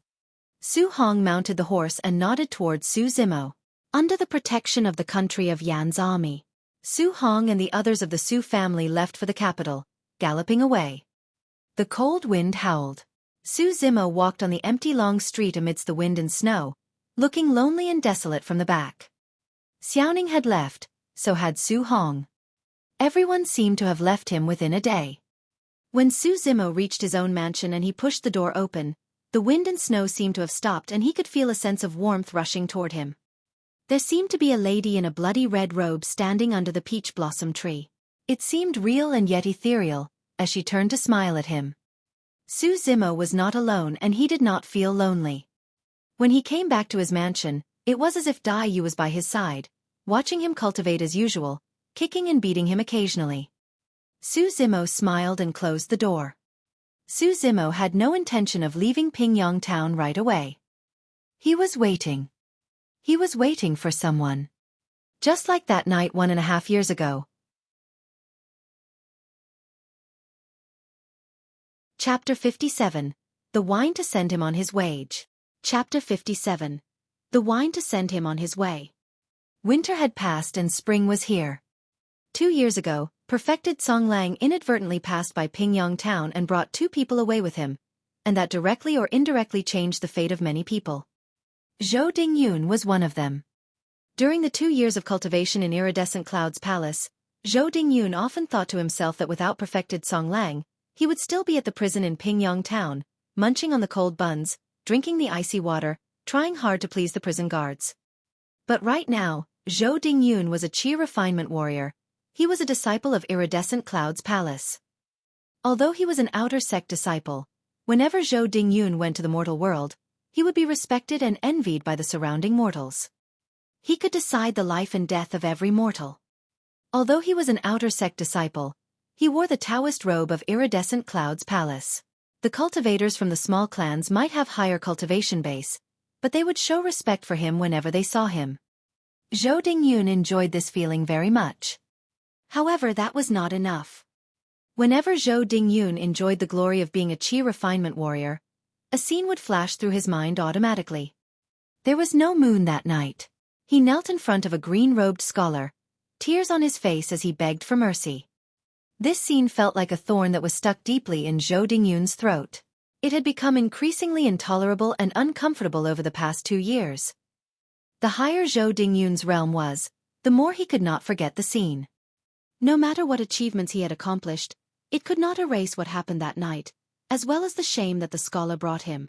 After cultivation, Zhou Dingyun knew very well that if he did not remove this thorn, it would become his mental demons in the future. The solution was simple.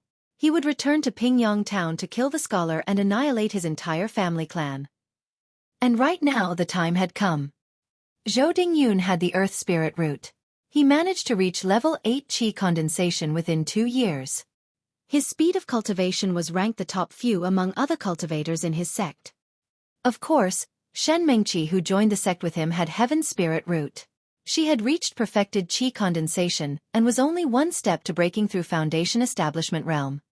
There is definitely no way to defeat senior martial sister Shin. But level 8 Qi condensation is enough. Hee.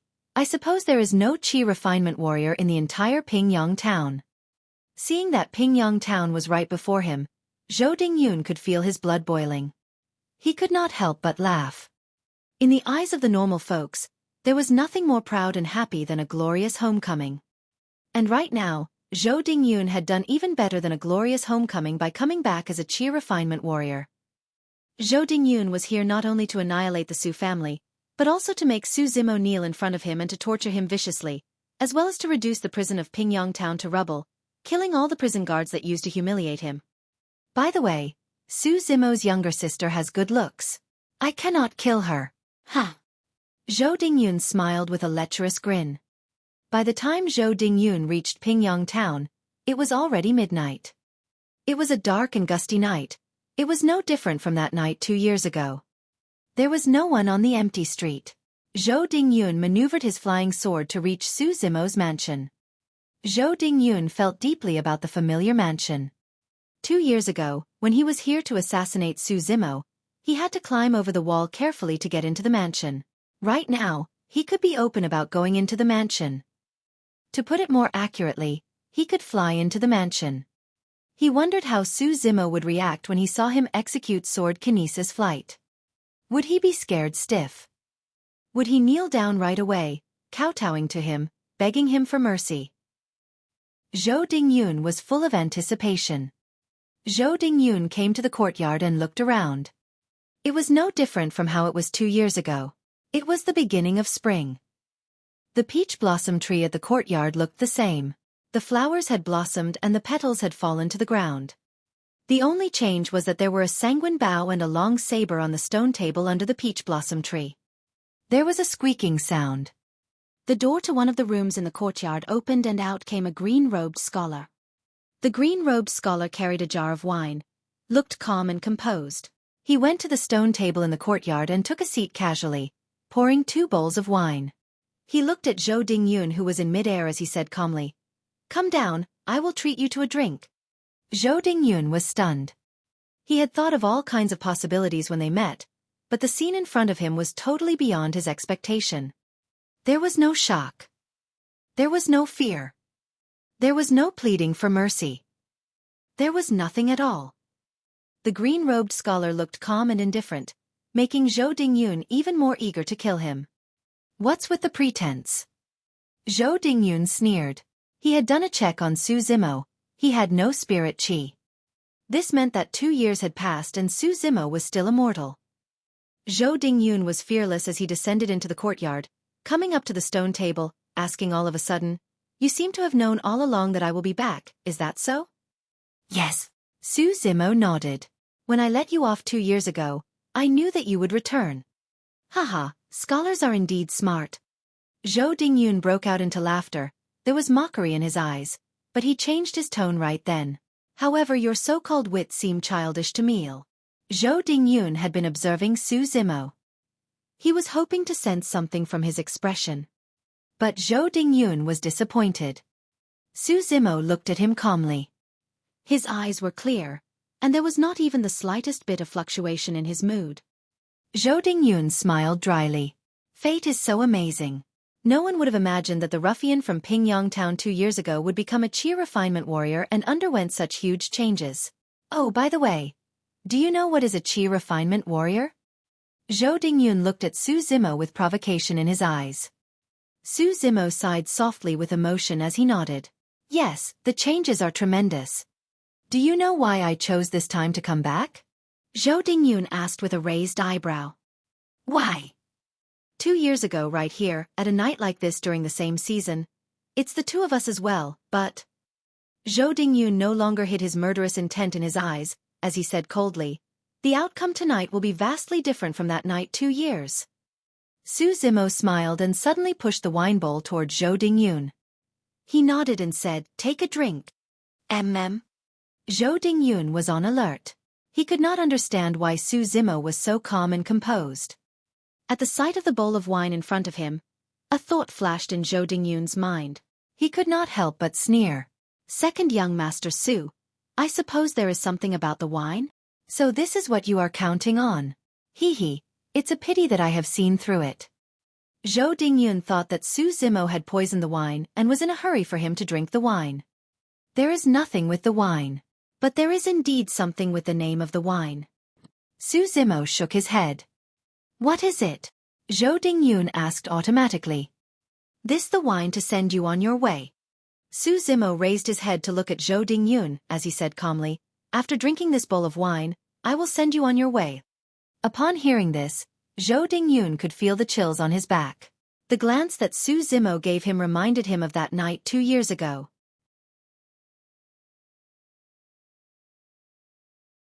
Chapter 58. Pierced through the heart by countless arrows. Chapter 58. Pierced through the heart by countless arrows. Zhou Dingyun seemed to have gotten a big shock. He jumped up, retreated a few steps, reaching his palm toward the storage bag at his waist. He narrowed his eyes and looked solemn. Calm down, Zhou Dingyun assured himself. I am a level 8 Qi refinement warrior. I underwent a total transformation and am no longer the same person 2 years ago. I will never be frightened by a scholar. Su Zimo is a mere mortal. What could he count on? Aren't you going to drink? Su Zimo smiled, shaking his head. If you don't drink, you won't have the chance anymore. You are bluffing. Zhou Dingyun gave a loud shout.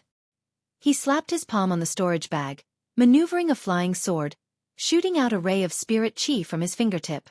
The flying sword shone brightly. Inferior grade spirit weapon. Qi. Zhou Dingyun had the flying sword in his hand. He calmed himself and pointed forward. Right then, the flying sword turned into a ray of light, reaching Su Zimo within seconds. Su Zimo did not move a single inch. He seemed like a monk who was in meditation. The flying sword was right in front of Su Zimo's glabella. It would pierce into it if it went 1 inch further. However, Su Zimo maintained his composure, and he did not bat his eyelids at all. Zhou Dingyun thought that Su Zimo must be scared stiff. He could not help but grin hideously. Su Zimo, if you kneel down to beg me for mercy, I can consider not killing you. I think you have gotten something very wrong here. Su Zimo stretched out his palm, gently holding the flying sword in front of him as he said calmly, It is the same place, the same season, the same night, and the two of us, but there will not be too much of a difference in the outcome. There was a look of malice in Zhou Dingyun's eyes, as he saw how Su Zimo used his palm to grab hold of the sharp inferior grade spirit weapon. What a fool! Su Zimo continued. If there are any changes, it would be that 2 years ago I let you off, but today, you won't be able to leave. Damn! How dare you speak conceited nonsense? I will maim one of your palms first. Zhou Dingyun yelled, ruthlessness in his eyes. He maneuvered the flying sword, exerting force for it to spin. In the meantime, Su Zimo's palm rapped and hit the sword. Pa! There was a sound as loud as thunder. Zhou Dingyun was given a shock. It was not the flying flesh and spurting blood that he was expecting. Instead, Su Zimo's palm was intact. Zhou Dingyun was even more surprised that he had lost control of the flying sword. How could this be? The next moment, Zhou Dingyun turned from shock to aghast at the sight that he witnessed. Su Zimo spread his palm and the flying sword lay quietly on his palm. It was covered with cracks. Su Zimo released his hand and the inferior-grade spirit weapon turned into fragments, scattering onto the ground. An inferior-grade spirit weapon was deemed useless. Zhou Dingyun stared at Su Zimo, whose eyes had gradually turned cold. His heart sank deeply to the bottom as well. He finally realized that 2 years had passed and he had become a level 8 Qi refinement warrior. But second young Master Su, who was in front of him, was no longer the frail scholar back then. He suddenly realized that when Su Zimo said that everything had changed tremendously just now, Su Zimo was not referring to him but to Su Zimo himself. The bowl of wine on the round table was really meant to send him on his way. But Zhou Dingyun still could not figure out why Su Zimo could shatter his inferior-grade spirit weapon with his blood and flesh. Zhou Dingyun did not wish to find out the reason. Right now, his only thought was to leave this place and try his best to steer clear of Su Zimo. Zhou Dingyun took out a flying sword from his storage bag. This was a pseudo-spirit weapon. It was already unimaginable for outer sect disciples to receive inferior-grade spirit weapons in Iridescent Cloud's palace. However, it had been shattered by Su Zimo's palm. Zhou Dingyun stepped onto the flying sword, rose into the air and flew out of the mansion. Before he left, Zhou Dingyun could not help but look back. Su Zimo was not in a hurry to get up. He drank the bowl of strong wine on the stone table unhurriedly before he stood up, tied the long saber to his waist, carried the quiver on his back and took the sanguine bow in his hands.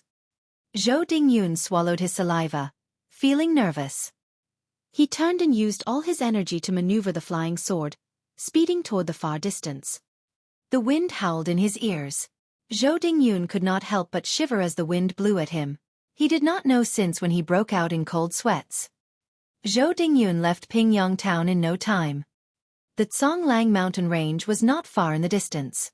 It was pitch dark and he could vaguely hear growling sounds made by the spirit beasts. Zhou Dingyun let out a long breath, putting his heart at rest. Right then, Zhou Dingyun heard a cold voice coming from behind him. "Do you still remember the vow you made on that night 2 years ago when you knelt down to beg for mercy?" Zhou Dingyun was terror-stricken upon hearing this. He almost lost control of the flying sword, causing him to lose his balance and almost fall off from mid-air. "Su Zimo." This was Su Zimo's voice. How was that possible? How did he manage to catch up? Zhou Dingyun's face was as white as a sheet, breaking out in cold sweats. He tried all his best to maneuver the flying sword to speed forward while he looked backward. Su Zimo was right behind him. He looked calm, as if he was just casually walking.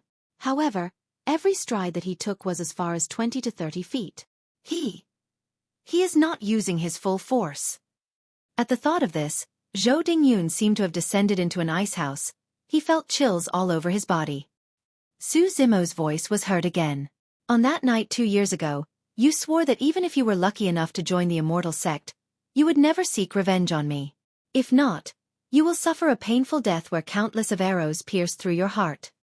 Well, since that was the case, you will get what you wished for." Upon hearing this, Zhou Dingyun finally understood what the sanguine bow on the round table was meant for. "Don't!" Zhou Dingyun turned around quickly. He had just uttered a word and he was shrouded by a black shadow in front of him. Hoo. Dozens of arrows pierced through the air one after another. Poof! Zhou Dingyun felt pain in his chest. It was as if he had lost something in his body. He felt weak all over and he dropped from mid-air. Zhou Dingyun made a loud thumping sound as he flopped down onto the ground. He was covered with mud and the ground that he lay on had turned blood red. Zhou Dingyun lowered his head to look at his chest. It was a bloody mess. There was a bloody hollow as large as a bowl on his chest. His heart was pierced through and shot away by dozens of sharp arrows. Pierced through the heart by countless arrows. Everything seemed to be fated and predestined. There was a breeze in the air. Zhou Dingyun could see a corner of the fluttering green robe in front of him. Zhou Dingyun lay on the ground, looking up at Su Zimo who stood in front of him. There was a strange smile on his face as he spoke, but his words were indistinct. I am iridescent clouds. Palace, since you killed me, you won't be able to escape. One day perfected Zhonglang will come looking for you." Su Zimo squatted down and smiled. "I will go look for him before that day comes. You will be the first to go, perfected Zhonglang will be next in line." Upon hearing this, Zhou Dingyun's head dropped to a side, as he took his last breath. Su Zimo pulled the storage bag from Zhou Dingyun's waist and kept it. He then grabbed his corpse, took a few steps forward before he threw it directly into Zhonglang mountain range. It would not take a day before Zhou Dingyun's corpse was devoured by the spirit beasts. This was getting rid of the corpse to destroy the evidence of one's crime. No one would know what happened tonight. Chapter 59, The Foggy Test. Chapter 59, The Foggy Test. The reason why Su Zimo did not leave Pingyang town immediately was to wait for Zhou Dingyun. If Zhou Dingyun was to return to Pingyang town and he could not find Su Zimo, he would definitely target the Su family instead. The imperial edict might be a deterrence to the states, but it might not be useful to Qi refinement warriors. Moreover, he was the disciple of Iridescent Cloud's palace, which was one of the 5 main clans. Unless Zhou Dingyun died, Su Zimo could not leave in peace. As what Su Zimo had said to Zhou Dingyun, from the moment he let him off, he knew that Zhou Dingyun would be back. It was just that Su Zimo did not know when Zhou Dingyun would be back. But he was willing to wait. Perhaps it was because he could not ease his concern because of Zhou Dingyun, or that he had a sense of nostalgia and attachment to the mansion, the cultivation field and the particular someone. He had waited for half a year. During the past half a year, Su Zimo was not in a hurry to cultivate the 4th section, marrow cleansing of the mystic classic of the 12 demon kings of the great wilderness. Instead he continued to cultivate the first 3 sections, namely, body tempering, tendons transformation and bones strengthening, to strengthen his body and to refine the essence in his body that was sealed by the scarlet flame fruit. Su Zimo had moved on to another realm. He had almost reached phenomenal success for the first 3 sections. In his spare time, Su Zimo would also practice archery in the cultivation field. It was due to his hard work in practicing archery in the past half a year that he was able to shoot dozens of arrows accurately at where the heart was. Now that he had killed Zhou Dingyun, Su Zimo no longer had any reason to stay at Pingyang town. Unexpectedly, he felt an unexplainable sense of loss. Su Zimo went back to the mansion. He stood at the door, watching the peach blossom tree not far away. His eyes were blurred, and he stood there for a long time. The dark clouds seemed to have dispersed, and the moonlight was clear as water. The petals of the peach blossoms fell off the tree. It was like that night 2 years ago, however the lady was no longer around. Su Zimo recalled a poem that he once read. Last year in this villa on the same day, on blushed face the fine peach blossoms portrayed. Today, oh you're gone my fair, but where please? Peach blossoms are still smiling in spring breeze. When he was young, Su Zimo could not understand the artistic conception of the 4-line poem. And now, Su Zimo was 19 years old. He was no longer young and inexperienced. He could finally understand the sense of sadness that one felt when things had remained the same, but people had changed. Su Zimo would never be able to forget that it was that night when he was at his lowest, feeling frustrated, lost and helpless, when a lady stood among the falling peach blossoms and brought him into the cultivation world. Su Zimo smiled. He stretched out his hands and closed the door to his mansion slowly. Now that he closed the door, Su Zimo was shutting the mansion and the very precious memory that he held dear to him, to a close as well. Only when he reunited with that person would he open the door to this memory. Su Zimo looked forward to that day. After a long time, the sky gradually brightened. Su Zimo took a deep breath, his eyes clearing up. He took out a map made of animal skin from his clothes and looked carefully at it, taking big strides towards a certain direction. A ray of light broke through the dark clouds in the sky behind him. The morning sun rose from the eastern horizon. A new day had begun. In the southwest region of the Great Zhou dynasty, there was a place in the vicinity that was very famous. There would be dense fog all year round. If one watched from afar, it was as if it was enveloped by countless unpredictable clouds. It was ethereal and it did not seem like the mortal world. Curious men and women once went into the fog to find out what it was, but they would always end up in the same place that they started out. In the course of time, all the nearby villagers knew that this was the place where immortals resided and mortals were forbidden entry. Every year, there would be a few days whereby the villagers could vaguely see a mountain peak within the thick fog. It towered into the clouds, looking majestic and grandiose. During these few days, the nearby villagers would kneel down in the direction of the mountain peaks, praying for favorable weather and good health. This day, a green-robed scholar came to their village.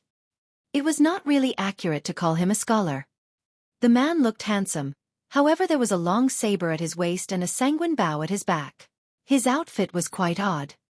The green-robed scholar was none other than Su Zimo, who had left Pingyang town. Ji Yaoxue was correct. Su Zimo had indeed thought of joining the ethereal peak. On one hand, since even Ji Yaoxue found that the ethereal peak was mysterious, it must be extraordinary. On the other hand, since the ethereal peak was the closest to the country of Yen, if anything happened, Su Zimo would be able to rush back as soon as possible. It was just that on the map, it only marked the approximate location of the ethereal peak. Once Su Zimo reached the place, he was enveloped by thick fog and he could not find its exact location. Su Zimo had walked for a day and he always ended up at the same spot. He was clueless. Su Zimo could not see clearly in the thick fog. The visibility was low. Given his eyesight, he could only see 10 meters away. The place seemed like a maze. He kept walking in circles in the thick fog, but he could not find the exit. Weird. Su Zimo was back to the original spot again. He stared at the fog in the distance as he brooded. Ji Yaoxue once told him that if one wanted to join the ethereal peak, it was far more difficult than joining other sections. Other than having a high-grade spirit root, There were many tests to pass. Many high-level Qi refinement warriors could not join the ethereal peak as well. However, this was exactly what made the ethereal peak so attractive to Su Zimo. If it was like the iridescent clouds palace where they only took in disciples based on the different grades of spirit root, Su Zimo felt that this kind of sect had nothing special at all. I guess I have to put in some effort to join the ethereal peak. Su Zimo vaguely guessed that the thick fog in front of him might be the first test that he had to go through in order to join the ethereal peak. If he could not pass this test, he would not be able to see the ethereal peak, let alone join the clan. Seeing that it was getting late now, Su Zimo decided to find a place to rest for the night and to think of ways to get through the maze before he decided what to do tomorrow morning. The thick fog in front of him must be there for a reason. It was useless to barge around without a plan. Not far away was a small village. A woman was preparing dinner while a strong man was chopping some wood. A hunter carried his prey on his way home, and two elders squatted at the entrance of the village, a table right in front of them, playing chess on the chessboard. Children from the village were playing and running about. This was a happy and pleasant scene. Su Zimo could feel a sense of warmth at this scene. There was a smile on his face as he took quick steps toward the village. Grandpa, I am Su Zimo, from the country of Yen. I don't have a place to stay for the night. Can I stay at your place for a night? Su Zimo reached the entrance of the village, making a bow as he asked the two elders who were playing chess. The two elders did not seem to have heard him. They were engrossed in the game and they could not be distracted. Su Zimo coughed softly and repeated his question. The two elders still did not reply to him. They each held a chess piece, as they stared intently at the chessboard. They would make a move occasionally, looking very serious. Su Zimo felt awkward. Since the two elders did not respond, it would be rude if Su Zimo rashly entered the village. Su Zimo smiled and turned to leave. Given his abilities, he could sleep in the open. It would not be a problem to him. The reason why he wanted to stay for a night in the village was because Su Zimo could feel a sense of warmth that he had not felt for ages. Just when Su Zimo was about to leave, his eyes inadvertently rested on the chessboard of the two elders and he stopped in his tracks. This was an intense game. The two parties were in a stalemate. Even the slightest mistake in every move might cost them the game. Since Su Zimo had nothing else to do, he decided to watch them finish the game before he left. Therefore he stood by the side to watch them as they played. Fast passes and coins which were spent between 14 January 14 February 2020 will be refunded beginning February 15, 2020, taking 7 working days to be deposited. A new round of trial read selections will begin on February 15, 2020. From February 15, 2020, coins spent on books that aren't selected will be refunded within 30 days. However, fast passes will not be refunded. The selected book will have a mark on the corner of the book cover in 30 days to indicate continuation. Thank you for your understanding.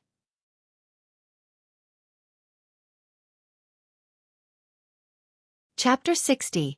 Breaking Through the Fog. Chapter 60. Breaking Through the Fog. After a long while, the game ended. The elder who was defeated waved his hands, disinterested, mumbling to himself. I don't feel good today. I will let you win today. Let's play another game tomorrow. The elder placed his hands behind his back, with his palms facing upward, walking leisurely back to the village. The remaining elder had rosy cheeks and looked energetic. He picked up the chessboard, while looking at Su Zimo, smiling as he said, There are very few young men who are as composed as you. Let's go. Follow me to the village. Thank you, Grandpa. Su Zimo smiled, expressed his gratitude and followed the elder into the village. On the way, Su Zimo passed by several villagers. They gave him a glance before returning to whatever they were doing. They did not find it odd. They seemed to have become inured to the unusual. There is no extra room here. Young man, are you okay with sleeping in the woodshed? The elder asked. I am okay with that. Su Zimo smiled as he answered. The sky had darkened and most of the villagers had yet to turn in for the night. The elders who had their dinner took leisurely strolls in the village, while the women did their needlework, mending clothes. They led a down-to-earth, simple, and peaceful life. This seemed to be a hidden land of peace and prosperity. There were no bloody fights. Instead, everyone seemed to carry a content smile on their faces. Su Zimo sat down at the entrance of the woodshed, watching the scene quietly. He emptied his mind of all thoughts, and the fatigue he felt on the journey seemed to have lightened tremendously. The sky gradually darkened. The moon was bright and there were few stars. The elderly, the women and the men had returned to their rooms to rest, except for some energetic and bubbly children who were still playing around on the street, refusing to go home to sleep. Su Zimo stood up, returned to the woodshed and closed the door, getting ready to sleep. Just then, he heard the bright and sweet voice of a young child coming from the village. Where shall one find the traces of the immortal? Looking far into the distance of the ethereal peak, it was deep in the mountains where the thick clouds were. Su Zimo had an idea. He turned, pushed the door open and went in the direction of the voice. Not far away was a 7 or 8-year-old child. The child smiled and jumped, moving in his direction. Su Zimo thought for a while before he walked forward. He squatted and asked with a smile on his face, "Young child, you were saying something just now. Whom did you hear it from? Who said it?" The child bent their head to the side and blinked, looking confused. "I have no idea, but all of us know it. Is it just a nursery rhyme?" Su Zimo mused. "Big brother, are you interested in immortal cultivation?" The child continued to ask. "Yes." Su Zimo nodded and smiled. "How do you know?" There was a flicker of craftiness in the child's eyes. The child stuck out the tongue. "Every year there will be many people like you, but most of them won't get to see the immortals." "Haha. What should I do to see them?" Su Zimo was interested, feeling like teasing the child. "I don't know as well." The child pouted their lips and shook their head. Su Zimo smiled faintly. He was just about to stand up to leave when a thought flashed across his mind. He asked the child, "Where shall one find the traces of the immortal?" Looking far into the distance of the ethereal peak. However, the ethereal peak is covered by thick fog. How can one be able to see it? "This is easy." The child raised the chin, feeling proud. "The fog will gradually disperse a few days later. If you stand here, one can vaguely see the mountain peak.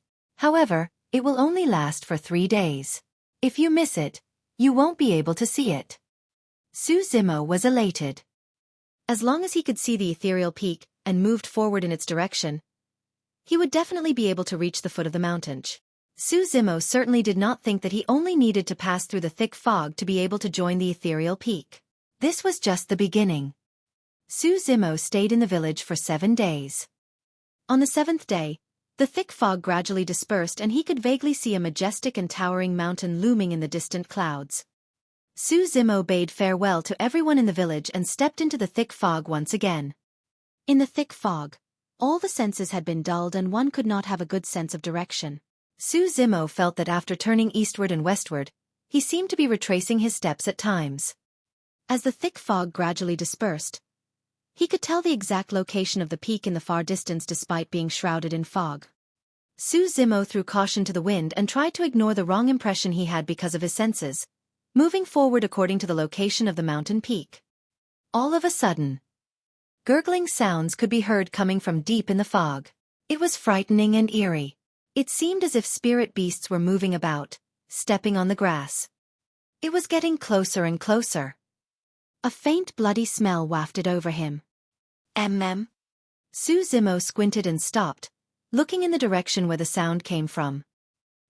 He waited for a long time but he did not see any spirit beast. It was a strange feeling. Su Zimo did not sense any danger with his spirit perception. However, he had indeed heard the sounds made by the spirit beast and detected its aura coming from that direction. Su Zimo spent 1 year in Songlang mountain range. The smell was too familiar. He would never be mistaken about it. Weird. Su Zimo murmured and continued to move forward. Roar! Soon after, there was a loud tiger growl. It was deafening and it had a formidable aura. It proved that the spirit beast was very powerful. It could even be of the same level as a spirit demon. Su Zimo frowned. Logically speaking, if there was a powerful spirit beast or spirit demon in front of him, Su Zimo should be able to sense the danger with his spirit perception. However, strangely his spirit perception could not detect anything, while his senses kept telling him that there was danger. In this case there could only be two possibilities. The surrounding fog had shrouded Xueqimo's spirit perception, or that it had confused his five senses. The answer was obvious. These methods were meant to scare off those who wanted to take the path of immortal cultivation, or those who were weak-minded. The tiger growl and the bloody smell were just methods to deceive people. After figuring out the purpose of the thick fog, Xueqimo smiled and ignored all the sounds that he heard from the surroundings, walking deeper into the fog without any care.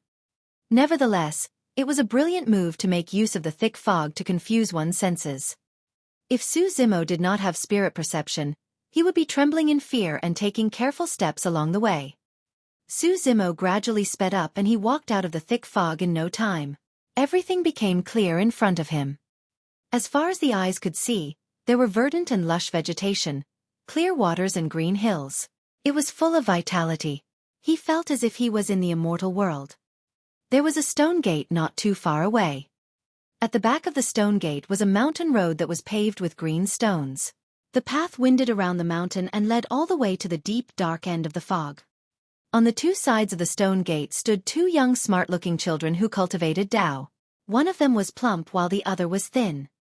At the sight of Xueqimo, the plump child smiled and nodded. "Young master, you are the first to reach. Please wait here. We will only open the gate and accept disciples 3 days later." Xueqimo was not in a hurry. He waited by the side silently. Many people kept coming out from the fog. Most of them were mortals who had not been cultivating. They looked pale and beads of perspiration could be seen on their forehead. It seemed that they were scared stiff during the journey. Some of them were chi refinement warriors who maneuvered flying swords to break out of the fog. They breathed a sigh of relief upon seeing the stone gate. A few chi refinement warriors swept their gaze over Xueqimo. They relaxed slightly upon knowing that he had no spirit chi. Some chi refinement warriors took a glance at the bow and saber that Xueqimo had with him and sneered. They could not help but smirk. There were people from all walks of life. 3 days passed in no time. Fast passes and coins which were spent between January 14 February 2020 will be refunded beginning February 15, 2020, taking 7 working days to be deposited. A new round of trial read selections will begin on February 15, 2020. From February 15, 2020, coins spent on books that aren't selected will be refunded within 30 days. However, fast passes will not be refunded. The selected book will have a mark on the corner of the book cover in 30 days to indicate continuation. Thank you for your understanding.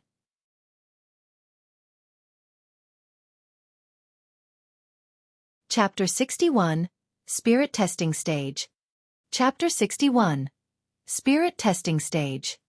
Within 3 days, more than 500 people had gathered before the stone gate.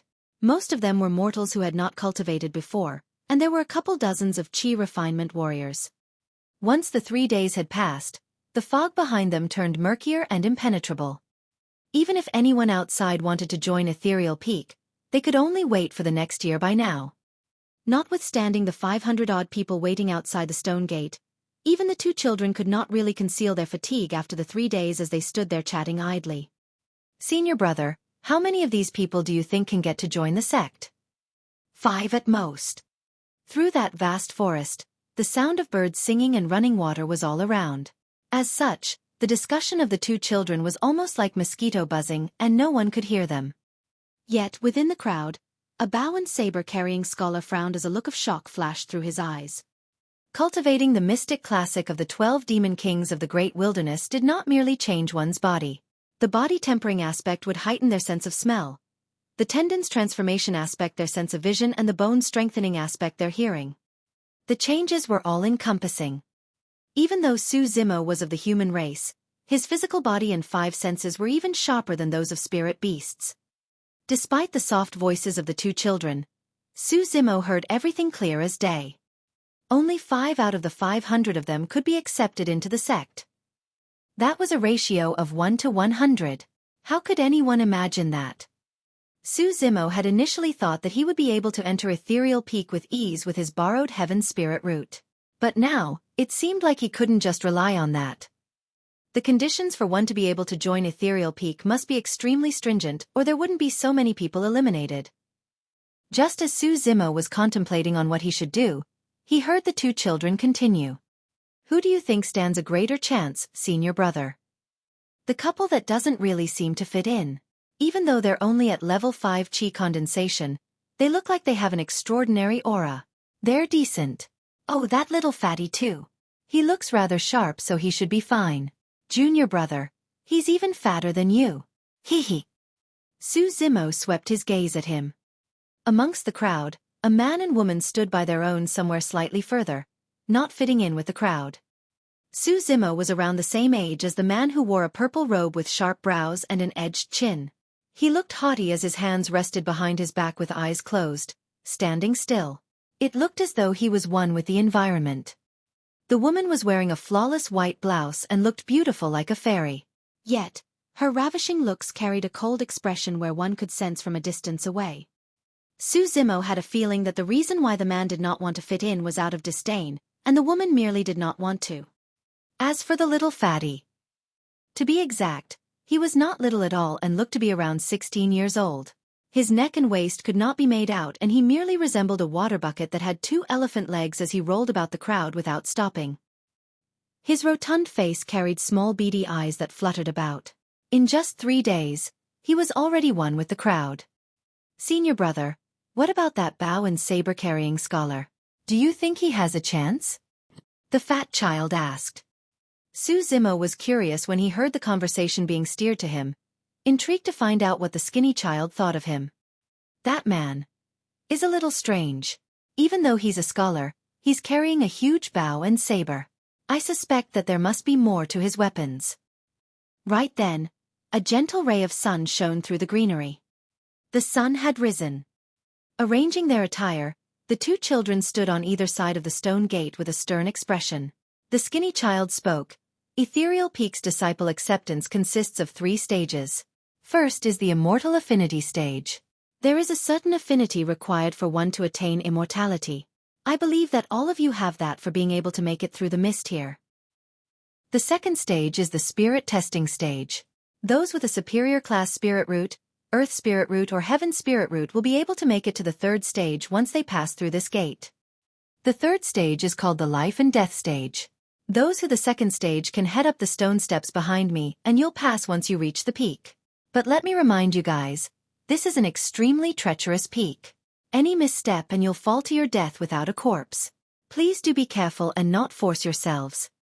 At that thought, everyone felt their hearts skip a beat as they all looked unnerved. The reason why they wanted to join Ethereal Peak was because they wanted to attain immortality. If they were to lose their lives joining the sect, how could they achieve immortality? The tip of the peak was shrouded in clouds and could not be seen. It was clear that the path would not be that easy to climb. The dozens of chi refinement warriors present smiled, looking confident. All of them could tread the skies with their swords. Climbing the peak posed no challenge to them at all. Amongst the group, one of the mortals was dissident as he yelled. How is this fair? All of those chi refinement warriors can easily fly their way to the peak, but we have to climb it step by step. Humph! One of the chi refinement warriors harumphed coldly and scoffed. There's nothing such as fairness in this world. If you want to speak of fairness, come to me after you achieve chi condensation. You! The mortal was speechless and indignant. The two children of the ethereal sect were not annoyed in the slightest as the fat one chuckled. Everyone, you're overthinking it. The path is definitely fair for everyone. Even chi refinement warriors will not, may not be able to reach the peak. If they're not careful, they'll end up losing their lives as well. As though he was about to let something slip, the fat child looked flustered for a moment as he changed his statement. Most people merely thought that the fat child had said something wrong by accident. At that reply, many of the mortals present heaved a sigh of relief. However, the dozens of chi refinement warriors looked terrible. They had cultivated earnestly with some of them even at level 9 chi condensation. If they were to die here just because they wanted to join a sect. Su Zimo glanced sideways. The purple-robed haughty man still had his eyes closed as though he was indifferent to what the two children had said. The white-bloused woman maintained her cold expression with an unyielding gaze that seemed to be frozen. The little fatty among the crowd was still laughing and looking nonchalant. Come, the first person, The skinny child raised his hand and indicated for the first person to enter the stone gate. It was a level 7 Qi refinement warrior. The man was somewhat nervous as he paused before the stone gate. Bowing to the two children, he smiled and asked, "Fellow Taoists, can an ordinary spirit root work? Is there any leeway?" The two children shook their heads. Sighing, the man walked towards the stone gate. The moment he reached the stone gate, a water barrier appeared across it with 4 shimmering lights. For elements, it was an ordinary spirit root. The man tried his best to barge through the stone gate, but he was blocked by the water barrier. In the blink of an eye, he was bounced back from it. Failure. The fat child looked apologetic as he nodded to the man before raising his voice to the crowd. Next.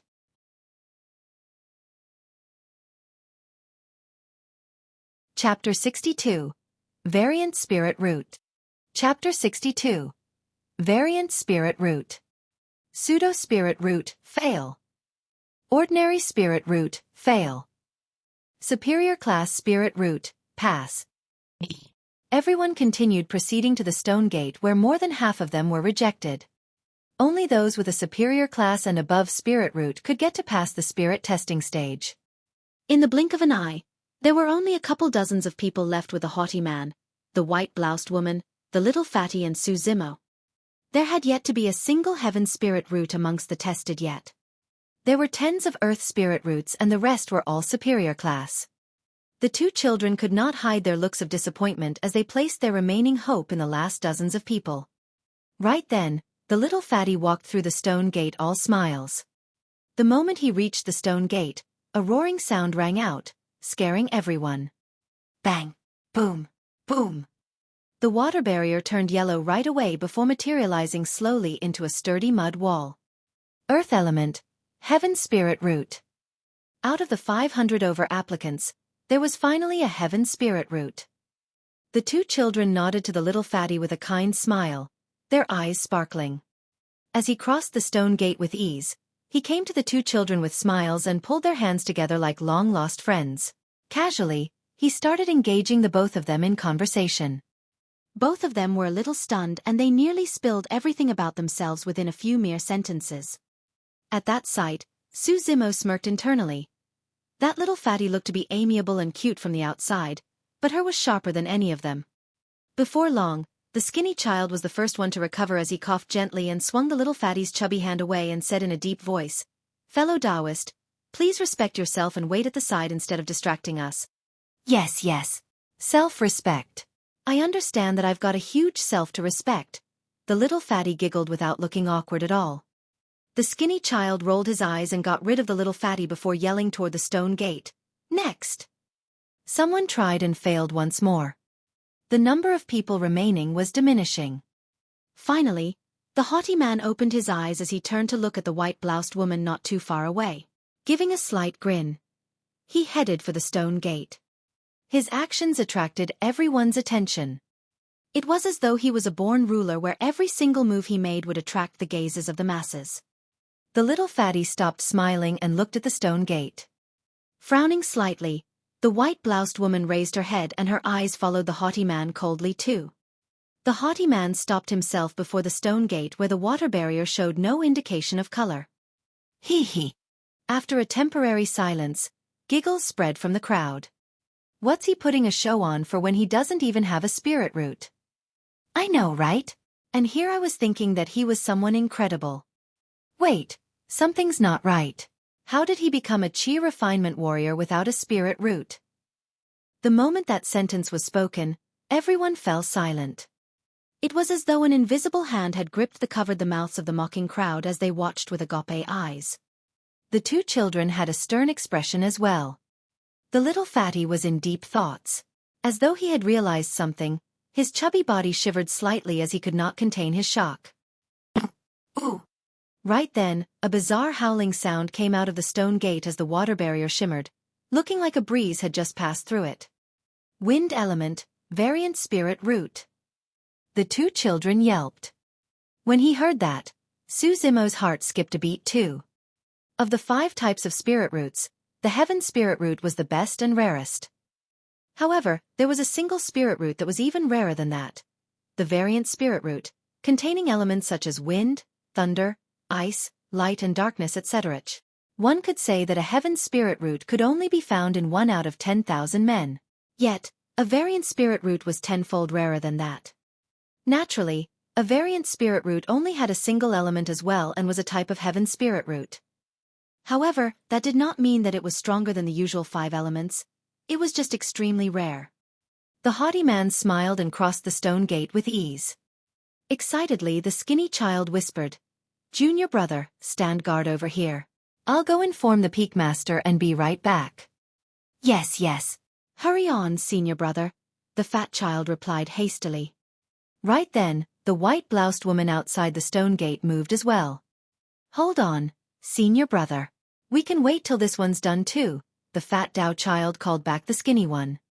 Nodding his head, the skinny child watched the white-bloused woman keenly, seemingly even more nervous than her. When she arrived before the stone gate, there was no color on the water barrier still.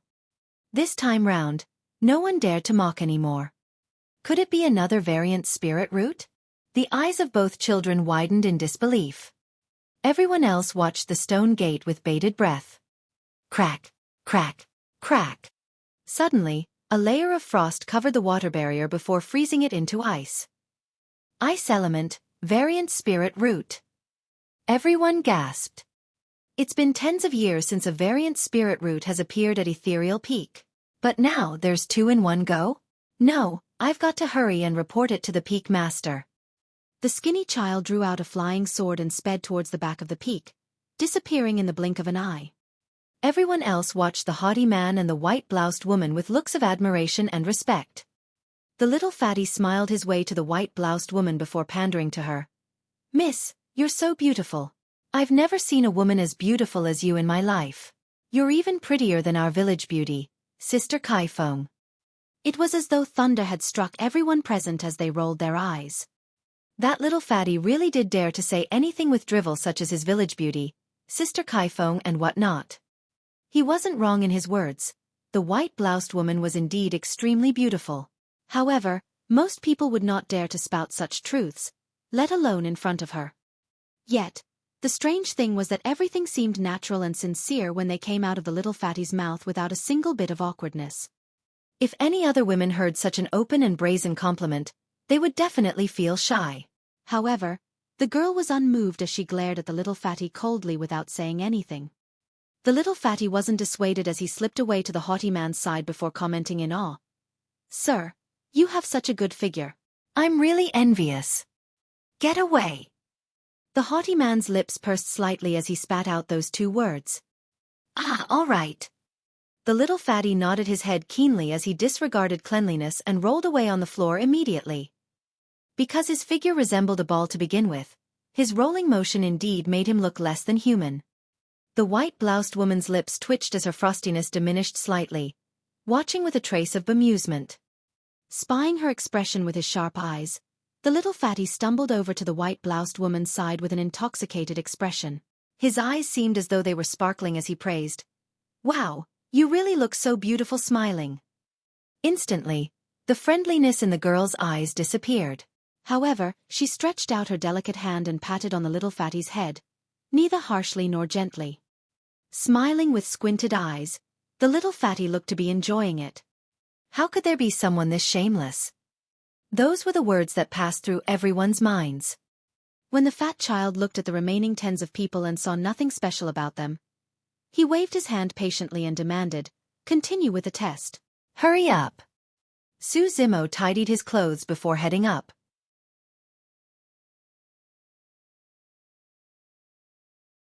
Chapter 63. E exploded? Chapter 63. E exploded. Su Zimo's actions did not attract anyone's attention.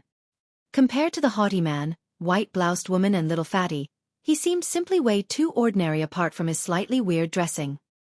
The reason why Su Zimo waited for the end of the test wasn't because he wanted to pull a surprise on everyone. It was because he had no spirit root to begin with. Even though Dai Yu had planted the spirit root for him, he could not help but feel nervous as to whether things would turn out well. Standing still before the stone gate, he watched the water barrier keenly. Swoosh! A red flash of light shimmered through the water barrier before burning into raging flames, exuding a scorching warmth. Su Zimo was elated. Fire element, heaven spirit root. Apart from the haughty man and white-bloused woman, everyone turned their sights to him. Out of the 500 people, other than the 2 variant spirit roots, the little fatty was the only earth element heaven spirit root. Now that Su Zimo was the second, he naturally attracted everyone's attention. Furthermore, those with some knowledge on cultivation knew that a fire spirit root was superior to an earth spirit root. On the one hand, the fire element had the highest killing power amongst the 5 elements. On the other hand, one who possessed the fire element had the chance to become a weapon or elixir refinement master. Those 2 paths required one to have a high mastery and understanding of the fire element. As such, those with a fire spirit root had an innate advantage. Waiting with a hawk eye by the stone gate, the little fatty was hoping to make his acquaintance as well after Su Zimo passed through it. The fat Dao child was standing at the side idly as he let out a casual surprised remark. Smiling, he then nodded and said, "Not bad, not bad. Come on over, sir." After all, the fat child had his fill of surprises after the appearance of 2 consecutive variant spirit roots and hence the reason for his less than enthused response. Right then, no one had noticed anything strange about Su Zimo just yet. He stood before the stone gate motionlessly instead of crossing right away. It wasn't that he did not want to. The stone gate was stopping him. He could feel a strong resistance that was trying to keep him out of the gate. In theory, the water barrier would only block out those without or those who possess a pseudo and ordinary spirit root. Yet, the scarlet water barrier was resisting Su Zimo, who clearly possessed a heaven spirit root. If not for the fact that he had an extremely strong physique, he would have been sent flying like the first Chi refinement warrior. How could this be? Su Zimo strategized as he fought against the resistance of the water barrier. He knew his background clearer than anyone else. He was someone without a spirit root to begin with. It was only natural for the stone gate to resist him at that thought. But, what was up with the clear indication of his fire spirit root? If he were to continue with this stalemate, notwithstanding the fat child of ethereal sect, even everyone else would realize that something was wrong and Su Zimo's efforts would have been wasted. Indignant. Su Zimo was indignant. Why? He had already come so far just to be stopped by a single stone gate. With a darkened expression, he moved towards the water barrier and took a fierce step. Su Zimo had already displayed the stance for the plow heaven stride with his single step. Instantly, he gave off such a menacing aura that even the fat child at the stone gate jumped in shock. As though he had sensed something, the haughty man opened his eyes and looked towards the stone gate. Turning her head slightly, the white-bloused woman frowned gently too. Everyone found themselves witnessing the strangest scene ever. Even though Su Zimo was almost entirely through the stone gate, the scarlet water barrier did not dissipate at all. Instead, it wrapped around him like an elastic veil that was trying its best to stop him. It stunned everyone present. What was going on? Fire element, heaven spirit root. That's right. But, why would the stone gate try to prevent this man? It was a wrestle between Su Zimo and the scarlet water barrier. All of a sudden, squinting his eyes, Su Zimo's body rang out with crackling sounds and his entire body seemed as though it had enlarged. With his tendons and bones cracking together, he gave a soft yell and strode out once more. Swoosh! The water barrier shattered and fell to the ground. Having successfully passed the stone gate, Su Zimo's expression relaxed as he heaved out a sigh of relief before walking to the fat child. Right as he was about to speak, he saw a weird look in the fat child's eye as the latter glared behind him intently. Snap! Suddenly, a boom sounded out from behind Su Zimo. He turned around instinctively only to witness a fissure forming on the crossbeam of the mighty 30-foot stone gate. Crack! Crack! Crack! Before anyone realized what was going on, the fissure spread out swiftly and in the blink of an eye, filled the entire stone gate with dense, horrifying cracks. Su Zimo's heart skipped a beat. Bang! Boom! Boom! Along with a huge crash, the stone gate crumbled right before everyone's eyes just like that, turning into a pile of rocks with dust clouds flying about. What followed was a deathly silence. Everyone's faces froze right away. The haughty man scowled while a look of surprise filled the white-bloused woman's face as her mouth gaped slightly, losing her previous demeanor. The little fatty was so rattled that his eyeballs were almost popping out. He exploded. The fat child was completely lost as his mind and eyes went blank. It was already phenomenal enough for variant spirit roots to make their appearance in the test such that his senior brother had gone off to inform their peak master about it. But what was up with this scholar before him? He had caused the entire stone gate to explode with a simple spirit root test. Unnerved, Xueqi coughed gently before revealing a friendly smile to the fat child. Fellow Taoist, I suppose that stone gate must be really old, huh?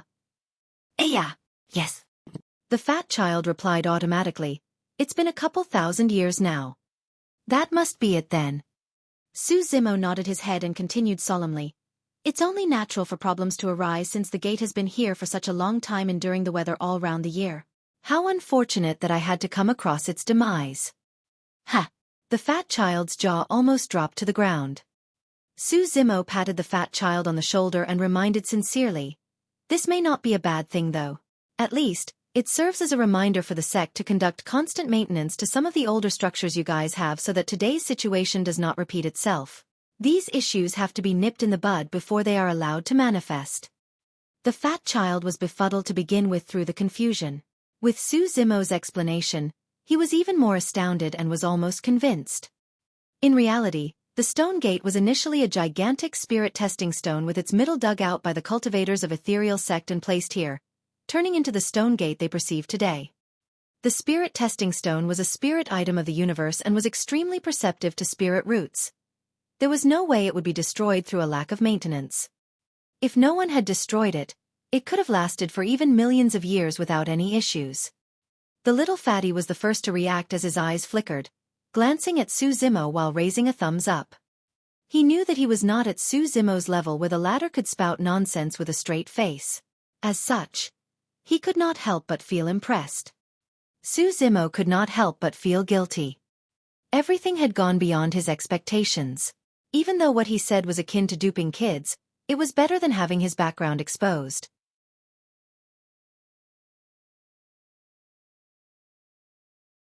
Chapter 64, Life and Death Stage.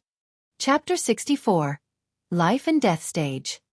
The fat child was thoroughly confused by Xueqi as he froze for a long time without understanding what had happened, pointing at Xueqi and stammering, "Where were you?"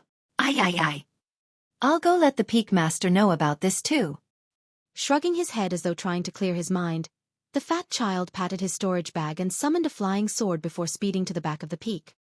In the blink of an eye, both children guarding this place had disappeared. Unnerved, the fat child had left in a hurry without saying anything else. The little fatty seemed to be extremely interested in Xueqi. With bright, shimmering eyes, he stumbled over and bowed. "Sir, how did you do it? Can you teach me?" With an unchanging expression, Xueqi shook his head. "That has nothing to do with meal." Even though he said that, his heart whispered another tune. There were only two reasons why the stone gate blocked him. First, it was because he was a cultivator without a spirit root to begin with. Second, even though it was also a heaven spirit root, the fire spirit root that Dai Yu gave him was different from normal ones. Xueqi could not tell which of the two reasons it was. After the spirit testing stage, there were only 80 out of the 500 left with more than 20 Qi refinement warriors. Based on the order of events, the remaining 80 people should head up the peak through the path beyond the stone gate so that they could proceed with the third stage, life and death. However, with the two children from ethereal sect gone, everyone was lost as to whether they should continue with the original plan or wait where they were. Right then, the haughty man chuckled and started ascending the peak. His actions caused everyone to waver. The two children had mentioned earlier that the third stage was merely to head up the peak through the path. However, everyone knew that if they could be the first to reach the peak, their chances of being accepted would be much higher. After the haughty man, the white-bloused woman made her move too. Exchanging glances, everyone else followed suit immediately. The path was made from green stones and was neither rugged nor tough. Instead, the journey was picturesque with luscious greenery and the soothing melody of birds singing. As they traversed through the clouds with the accompanying scenery, it was as though they were in paradise. Everything felt relaxing, unlike a treacherous life and death stage. Su Zimo was in no hurry as he hung around at the back of the pack. He felt that since Ethereal Sect set this stage, it wouldn't be to give the first person who reached the peak an advantage. It was way too cliché and wasn't a fair method given the number of people present. Finally, if it was that simple, it wouldn't be named Life and Death Stage. After Su Zimo destroyed the entire stone gate for a mere test, the little fatty was now hanging around him instead of the haughty man and the white-bloused woman, chatting non-stop the entire way. Worried that he may let his background slip, Su Zimo was rather distracted as he only replied casually every now and then. Bro, everyone went through the spirit root testing so ordinarily. But your test was like a fart to Mother Nature. Why do you say that? Because it was loud and clear. Bro, you seem like you have a dignified demeanor. I suppose you have quite the extraordinary background? I've studied for a couple of years in the past. My bro, that's like a rare gem in the crowd. You can both study and fight. Su Zimo finally understood the powers of the little fatty as he hurried ahead, wanting to bury himself into the crowd. Right then, the people up ahead stopped in their tracks. Su Zimo looked up and frowned. That was the end of the mountain path. Everyone found themselves facing a steep peak that extended into the clouds boundlessly. The true test had arrived. The smooth mountain road was merely a warm-up. The many mortals present looked up at the peak solemnly. For them, the only way they could reach the top was to climb by hand. However, the peak was simply way too steep that there was barely any edge for them to grab onto. On both sides of the mountain road was a deep abyss where a single misstep would mean certain death. Everyone could not help but recall the words of the children. This was a stage treacherous like no other. Any single mistake and they would find themselves dead without a corpse. Hence, they should be careful and not force themselves. Many of the mortals could not hide their fear in their expression as they gave up internally. There were some who were indignant about things and whispered in discussion. Ethereal Sect is way too much. They're trying to get us killed just to join them. Isn't that right? It's not as though our spirit root is lousy as well. If push comes to shove, we can just join some other sections. That would be better than dying here. I don't even know how high this peak is. What if we climb halfway up and run out of energy? Unlike the many mortals, the 20-odd chi refinement warriors present looked relaxed. While this mountain may seem insurmountable to mortals, all they had to do was ride their flying swords and rise endlessly. One of the chi refinement warriors pulled out a flying sword from his storage bag and with a single leap, he chuckled with a suave expression. All right, I'll make a move first and await you guys at the peak. Right after, he soared into the skies and disappeared into the clouds in the blink of an eye.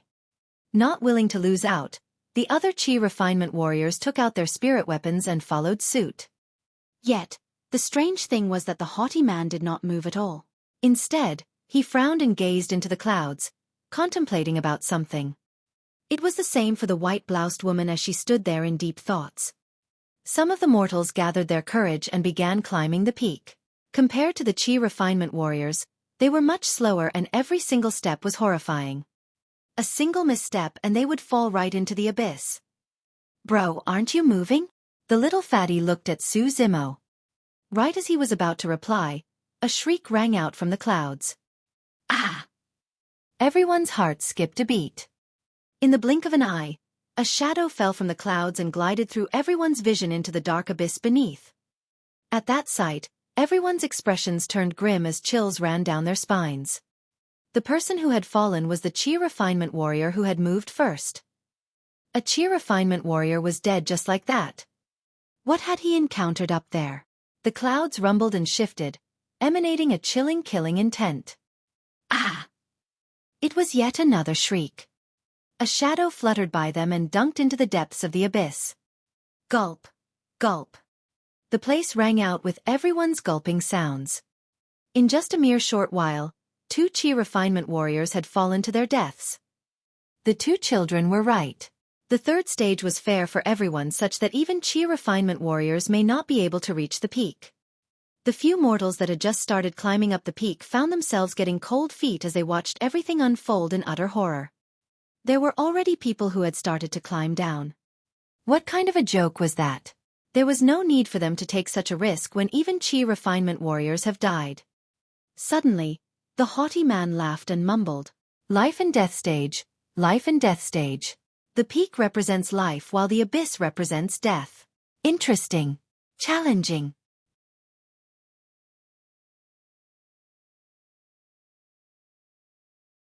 Chapter 65.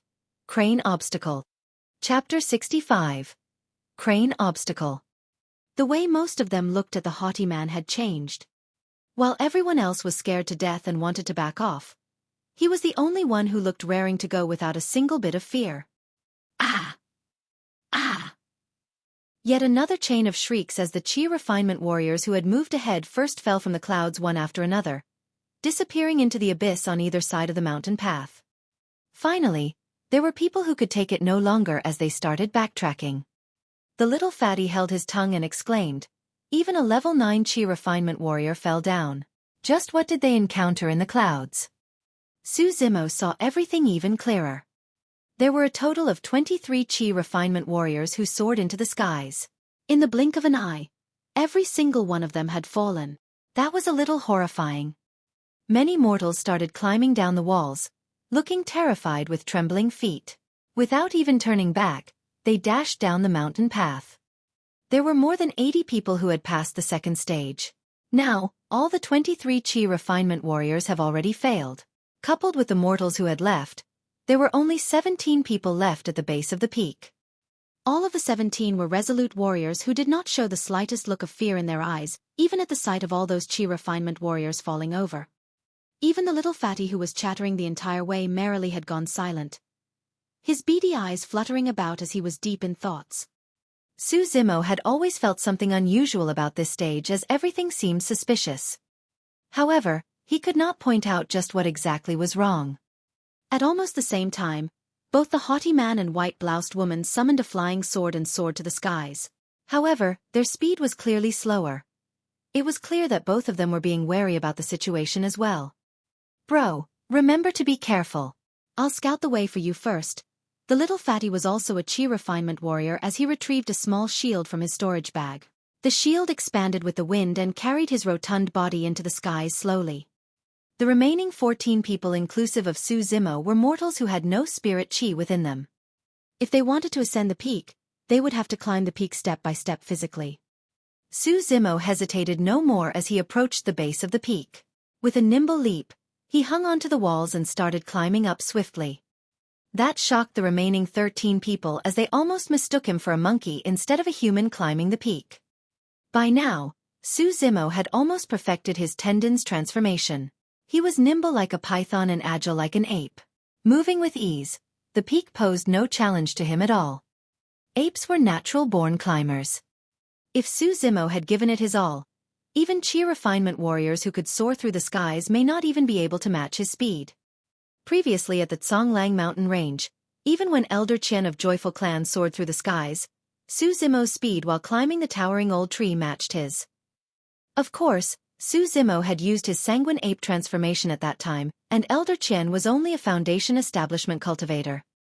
Even without using all his strength, Su Zimo had left the 13 remaining mortals far behind his tail. Caw caw. Right then, Su Zimo vaguely picked up on some birds crying out. Even though he had lived a year in Tsonglang mountain range, he still could not understand the language of beasts. However, he could tell of how they felt through their sounds. Those birds clearly sounded happy and mocking. Why are there spirit beasts here? He frowned as he continued climbing without slowing down at all. Bastard, how dare you! Before long, the voice of the haughty man hollered out above. Su Zimo raised his head and gazed over, squinting his eyes. Far beyond the clouds, a gigantic bird was extending its wings while cawing out with a raised head. Su Zimo could faintly make out the bird assaulting the haughty man, white-bloused woman and little fatty in midair. Every single gentle flap of its wings brought about a hurricane as all three of them swayed back and forth midair, looking as though they could fall any time. A spirit demon? Su Zimo was stunned. The bird exuded an aura that was the same as spirit demons. It looked as though it had just become a spirit demon, equivalent to a foundation establishment cultivator. Even then, its strength was enough to hold out against the three of them. It was clear that the bird had not used its full strength. Instead, It was running circles around the three of them like a cat circling a rat, flapping its wings from time to time so that none of them could ascend further. The haughty man had a wind spirit root to begin with, and thus was barely able to maintain his balance despite swaying in the wind. The white-bloused woman had a frozen expression. She was encased by a transparent ice barrier. It was clear that she had already used a talisman. As for the little fatty, his shield was steady and spacious. He sprawled on it, gripping onto its edges tightly with sweat pouring down his puffy face, looking all nervous. So, this is the obstacle of the life and death stage. One would be able to reach the peak if they could get through this bird. Now that he understood the reason, Xueqi was prepared to continue climbing. Right then the little fatty shrieked. Perhaps because the bird saw that Xueqi and the others were approaching as well, it seemed as though it no longer wanted to waste time as it flapped its wings furiously. The little fatty was the first one to lose control as he fell from midair with his shield blown into oblivion. Ah! His face was pale as a sheet as he flailed his arms, crying out loudly. When he caught sight of Xueqi above him, he called, "Bro, run! There's a fierce bird up there." The place where the little fatty fell was not too far away from Xueqi. Xueqi had a decent impression of the little fatty, and was not about to leave the latter in the lurch. With a swift motion, he strode horizontally across the wall and grabbed the little fatty from midair. By then, the little fatty's eyes were rolled over while he drooled all over, seemingly passed out of fear. Xueqi frowned. He was already halfway through the climb. If he were to put the little fatty down, he would have to repeat an entire journey once more. Even though the little fatty was heavy, he was nothing compared to the cold moon saber and sanguine crystal bow hanging on his waist. At that thought, Xueqi grabbed the little fatty with one arm while continuing to climb with another without slowing down at all. It was only after he got closer that he managed to make things out clearly. It was a crane that looked to be in its infancy stage, its eyes filled with merry excitement. It was as though making the climbers fall was the most fun game it ever played. Swooping down, the crane extended its claws and landed on the white-bloused woman's talisman ice barrier.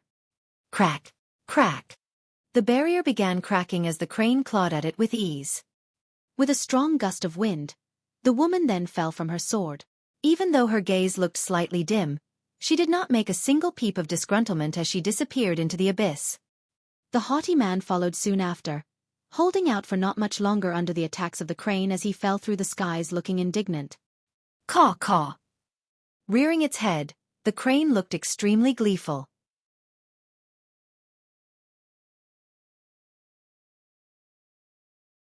Chapter 66. An Ape. Chapter 66. An Ape. When he saw the haughty man and white-bloused woman falling into the abyss, Xueqi was finally clear about one thing. Those that fall into the abyss will definitely not die.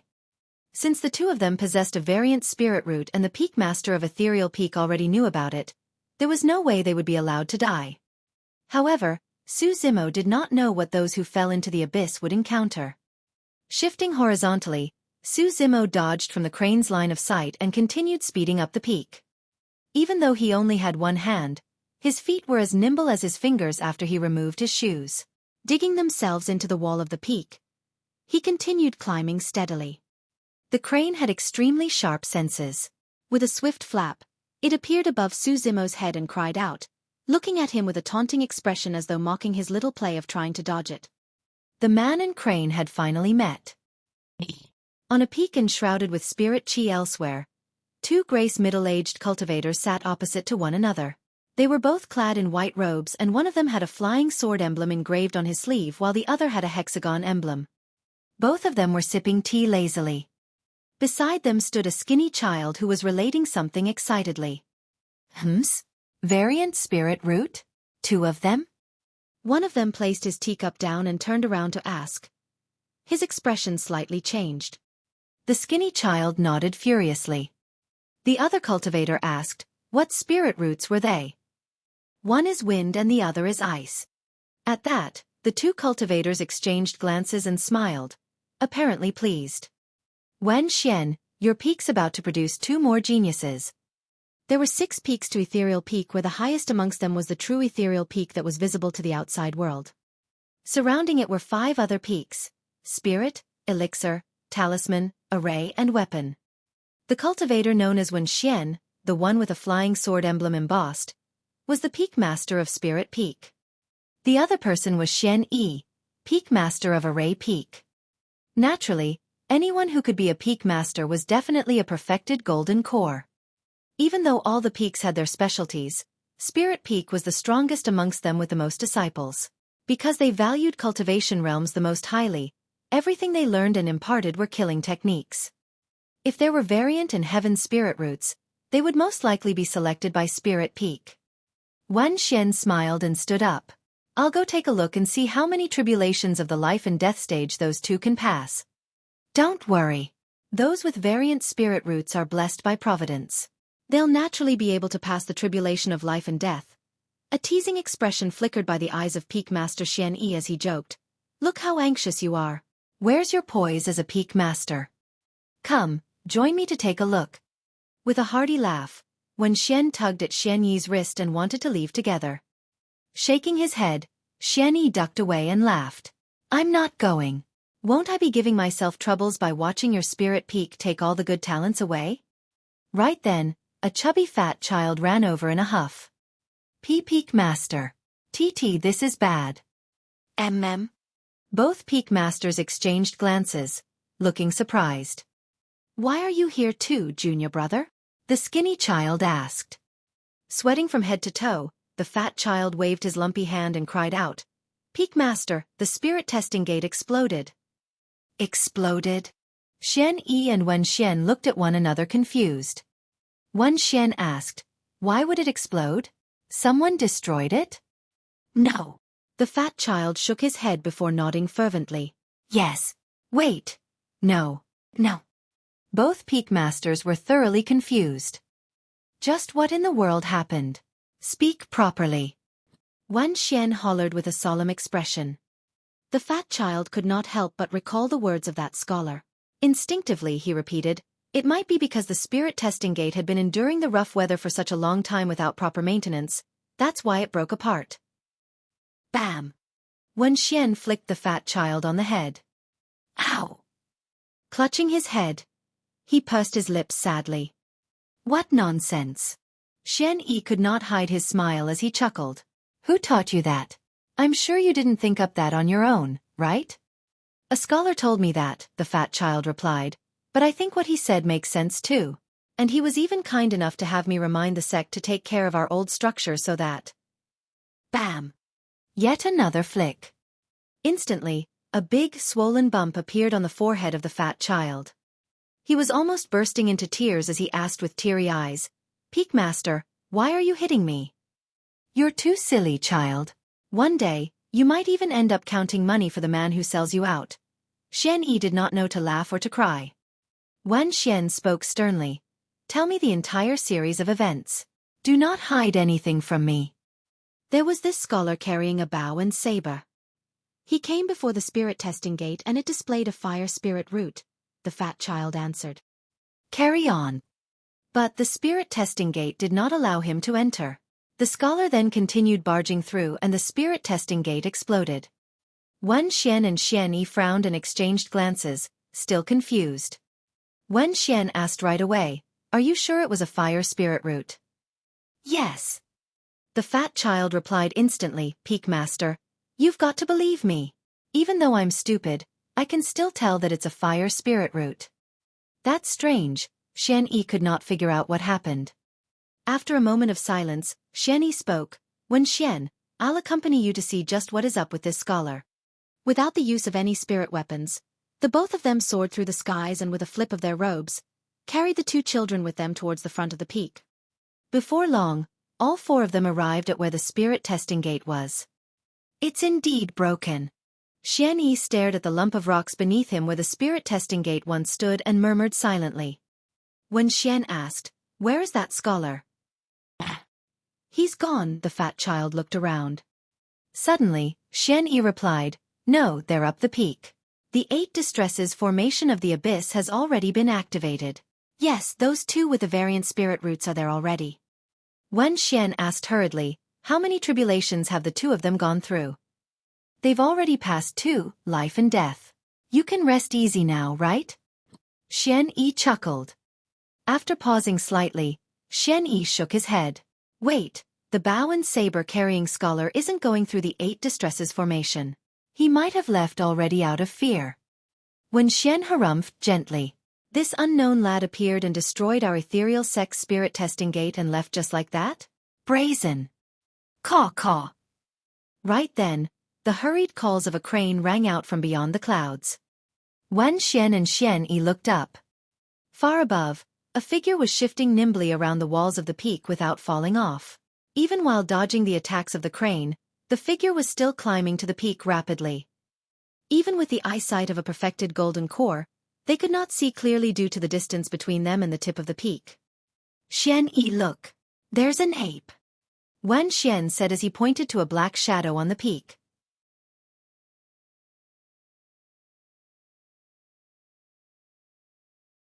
Chapter 67. Full Effort Face-Off. Chapter 67. Full Effort Face-Off. When he heard that, Xueqi laughed. Fufu, what a sharp ape. Even he knows that we're one of the 5 main sects of the great Zhou dynasty, and that's why he wants to be accepted as a disciple of this fortuitous sect. Yes, that ape's quite agile. I wonder how long it can last under the attacks of our Lil Crane. Listen. Lil Crane seems to be angry. Haha. Poor ape. Come on, let's go check it out. Wen Xian and Xueqi were both smiling and relaxed as they soared towards the peak carrying a child each. As they approached, Wen Xian and Xueqi found their smiles disappearing as they tore through the layers of mist. Instead, it looked as though they were witnessing something unbelievable. After a momentary silence. Cough, that black shadow. Doesn't seem to be an ape? Xueqi pointed to a black figure climbing to the peak as he coughed and asked hesitantly. Yes, it seems to be a human, Wen Xian smiled dryly, looking awkward. Both of them could not help but feel their faces flushing after committing such an elementary mistake despite being peak masters. But in truth, it was no wonder why they were mistaken. From a distance where the black figure was murky, it was leaping left and right like an agile ape.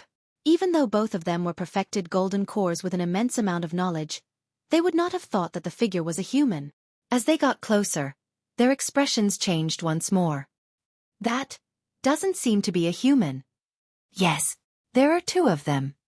After yet another momentary silence, Wen Xian could not help but grumble unhappily. What the hell is wrong with that person? If he wants to climb the peak, so be it.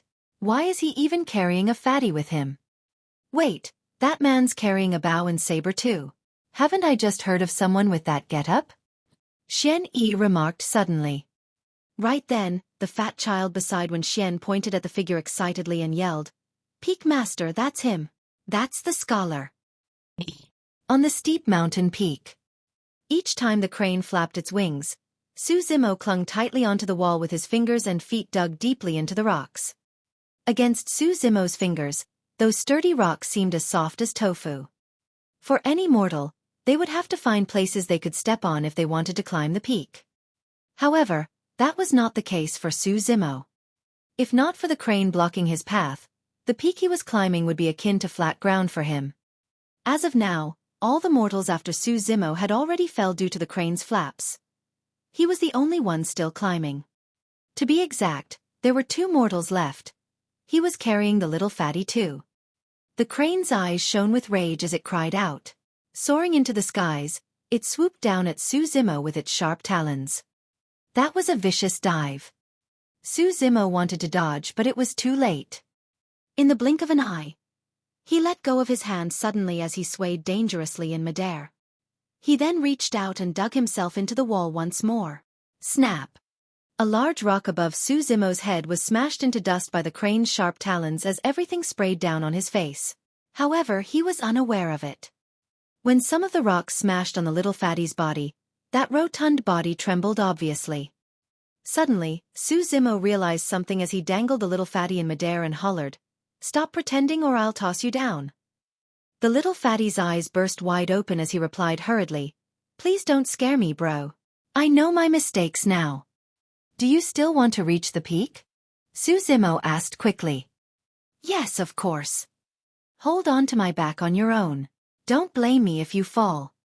"Yes, yes." The little fatty shifted quickly and wrapped his arms and legs around Su Zimo's neck and waist like an octopus. That way, even though Su Zimo was still carrying an additional man, he had both hands to work with. At the start, the crane's attacks weren't ferocious. It was clear that its aim was not to injure. It merely wanted to deter Su Zimo from climbing further. After multiple failed attempts, the crane was frustrated. That was why if Su Zimo had not managed to dodge the previous attack, his brains might have been crushed by the crane's talons. He did not dare to be careless against an enraged early-stage Foundation establishment spirit demon. That was why he got the little fatty to a piggyback position so that he could have two hands to contend against the demon. In all fairness, Su Zimo was only at the third section of the mystic classic of the 12 demon kings of the Great Wilderness and was not a match for the spirit demon yet, even if it was only at early-stage Foundation establishment. However, Su Zimo's goal was not to fight it out with the crane. Instead, he merely wanted to dodge it and reach the peak. With that, things were much simpler. Swoosh! The crane dove once more as Su Zimo's eyes shone brightly. Pushing his legs, he continued striding horizontally on the smooth walls of the peak as he dodged the attacks of the crane while climbing up swiftly. Crack! Crack! Crack! Su Zimo's fingers and feet dug deep into the rocks. His speed was not inferior to when he was on the ground. Caw caw! When the crane caught sight of that, it was even more enraged as it soared through the skies and burst off like a rocket, appearing behind Su Zimo and attacking relentlessly with its talons and beak. Its long beak was even sharper than a flying sword such that every single poke sent a sharp ringing sound reverberating through Su Zimo's ears. As long as the beak pierced him, there would definitely be a bloody hole on his body. The little fatty was so scared that he was shivering with his eyes closed tightly. Su Zimo dodged repeatedly as his tendons cried out. With every single expansion and contraction, his blood would be filled as his large tendon convulsed intensely, pushing his body to its limits. Using just his spirit perception, Su Zimo dodged the attack of the crane countless times as he continued climbing. The cries of the crane were getting more hurried and in fact, there was even a hint of killing intent. He was getting closer to the top of the peak. At the same time, the crane's attacks were getting fiercer too. As the two Dao children looked at everything unfold from the top of the peak, they were sweating from head to toe for the scholar as though they were the ones being attacked right at that moment. The man and the crane contended against one another on the steep peak. Even though the man seemed unable to fight back, it was still extremely dangerous and intense. Any bit slower and the scholar could very well be dead in the talons of the crane. Wen Xian and Xueqi had equally grim looks on their faces as they watched fixedly, prepared to save him if need be. To think that the scholar would still have strength left to be able to continue climbing while defending against our Lil Crane's attack, Xueqi's tone was somewhat amazed. Wen Xian commented solemnly, "If I'm not mistaken, the bow and saber on the scholar's waist are made from spiritual items. Even though those are pseudo-spirit weapons, they weigh more than an entire ton together." Wen Xian's remark had a clear meaning behind it. If Su Zimo had not been carrying the Sanguine crystal bow and cold moon saber, he would have been even more agile and might have even reached the top of the peak by now. Wen Xian and Xueqi exchanged glances. There was a common consensus as a thought flashed through their minds. This scholar is interesting.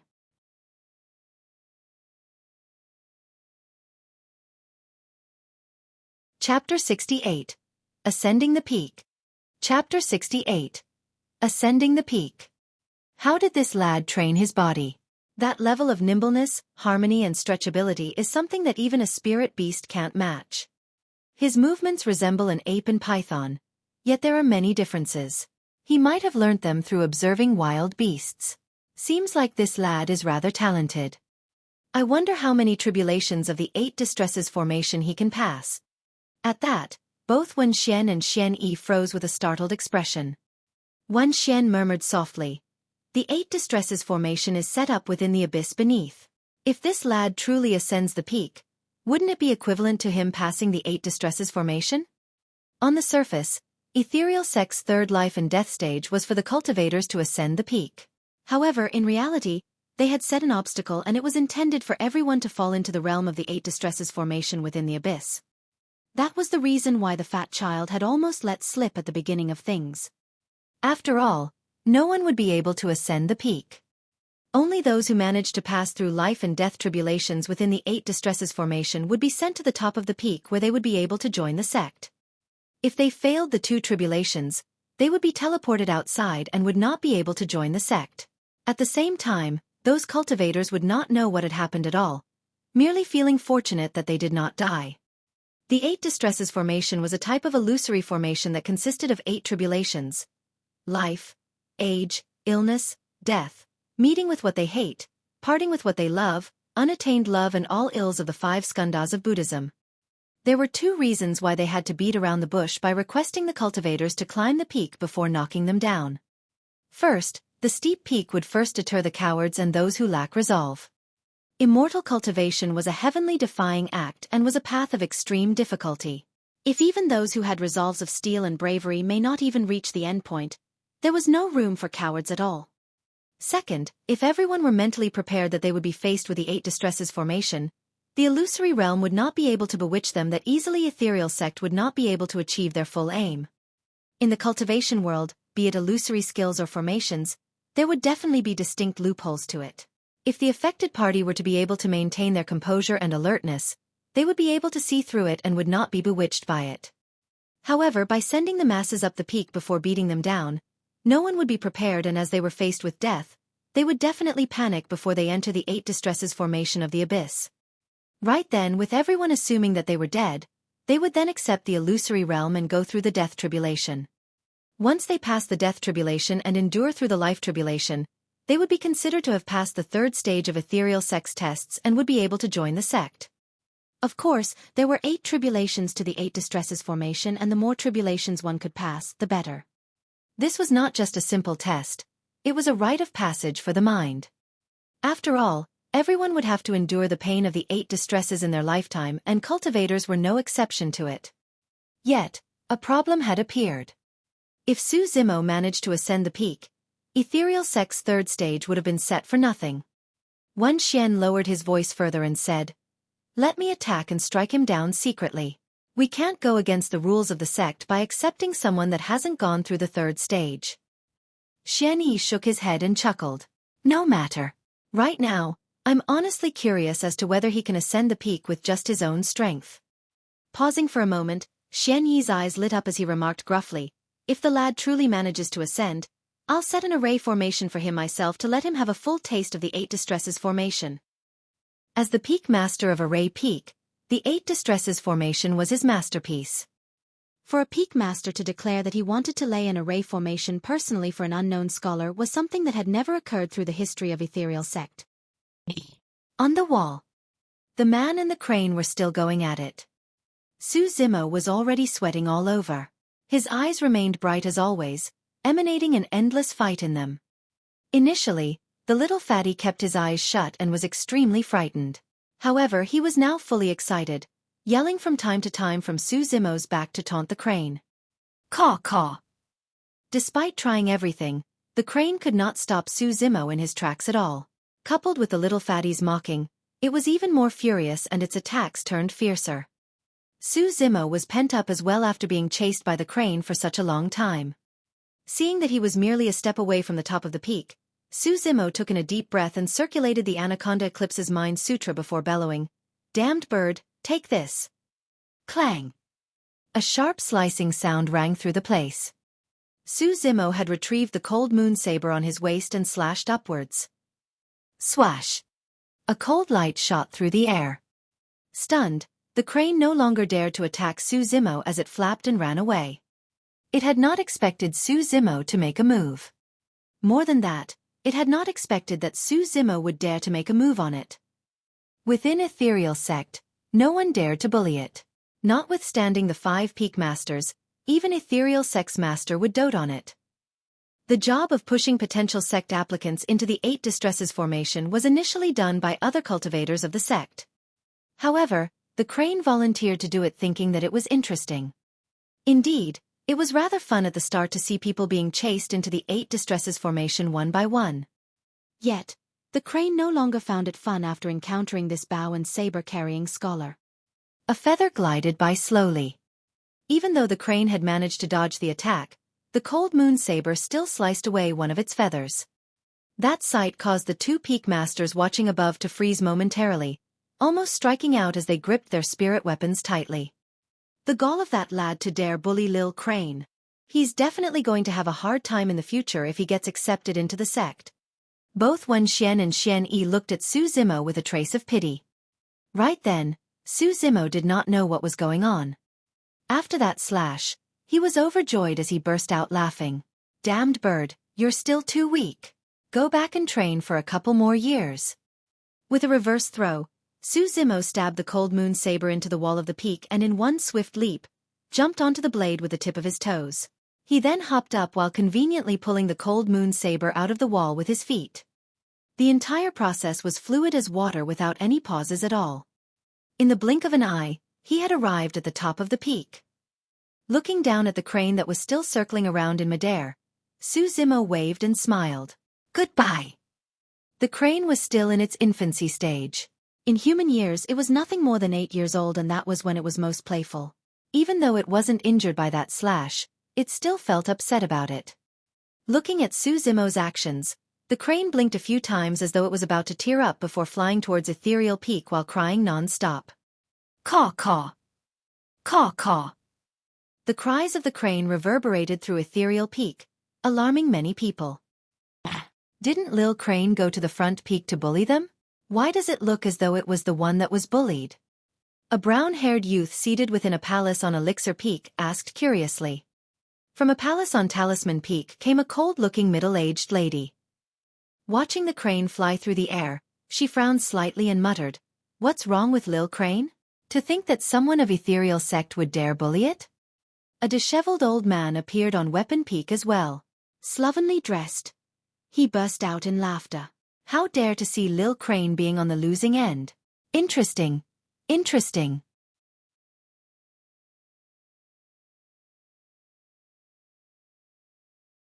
Chapter 69. Shocking Slash. Chapter 69. Shocking Slash.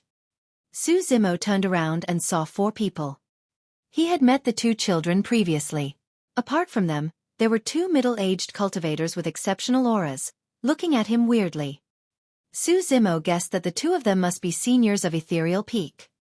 Placing Little Fatty down, Su Zimo noticed that there were 8 gigantic flags around half as high as them being planted around each of them. The flags had mysterious patterns drawn on them as they flapped in the wind. What's that? Su Zimo frowned. Without thinking more about it, he stabilized his breathing and arranged his attire before greeting the 2 middle-aged cultivators. Greetings, seniors. I'm Su Zimo of Yen Country. I've managed to ascend the peak by luck. Activate. Before Su Zimo could even finish, he was interrupted by a loud holler. The 8 flags surrounding Su Zimo and Little Fatty illuminated brightly as the patterns shone with a bedazzling glow. In the blink of an eye, Su Zimo felt an ominous sense of danger. The last thing he saw was one of the middle-aged cultivators sweeping his robes from a distance away as an unblockable energy blasted at them. The energy was tremendous and Su Zimo could not resist it at all. He was swept off the peak and fell over, watching the top of the peak turn smaller by the second. His body was not his to control at all as fear started growing within him. Bam! Su Zimo fell into the abyss and his entire body was crushed. Even though his physical body was clearly destroyed, Su Zimo was still entirely conscious. Endless waves of pain shot through him, biting at him tirelessly as his tendons tore and his flesh was shredded. What was happening? Su Zimo could not understand at all. In fact, he did not have the time to think about it as he was tormented by the endless pain. He had never understood the sort of pain that one would experience in the face of death. An intense fear existed between the edge of life and death. It was a fear that could cause one to break down. For humans, it was almost instinct for them to fear death. If they could even shit their pants by having a sword pointed at their throat, how terrifying would it be to be faced with death itself? At the top of the peak, Su Zimo and Little Fatty stood motionlessly with their eyes shut and bodies shivering. Neither of them had fallen into the abyss. The both of them were now within the illusion of the activated 8 Distresses formation. This 8 Distresses formation is even stronger than the one in the abyss since you're the one who created it personally. Would the 2 of them be able to endure it? Wen Xian asked worriedly. Xueqi replied, let's wait and see. As long as they can get through one tribulation, they'll be considered to have passed the test. Right then, 3 figures appeared on the top of the peak. The 3 of them had passed the test of the 8 distresses formation from within the abyss. After crossing the life and death tribulations, they were teleported to the top of the peak. All 3 of them looked pale as a sheet, sweating from head to toe as they sat where they were feebly, looking lost and dazed. The 2 Dao children rushed up and fed all 3 of them an elixir each.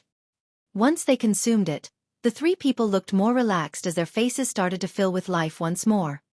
The 2 fellas with the variant spirit roots are not bad. They've already passed through 3 tribulations, Xueqi suddenly mentioned. Wen Xian sighed. Of the 8 distresses, life, death, illness and age are easier to get through. However, the later 4 tribulations are one tougher than the other. Even for myself who has already attained a core, I may not be able to get through all the tribulations. The moment he said that, one of the 8 flags swayed gently before shooting into the skies with a blinding light. Xueqi heaved out a sigh of relief and nodded. Not bad. The lad has already crossed the tribulation of death. A moment later, the haughty man and white-bloused woman were sent to the top of the peak. Wen Xian looked at the both of them and smiled.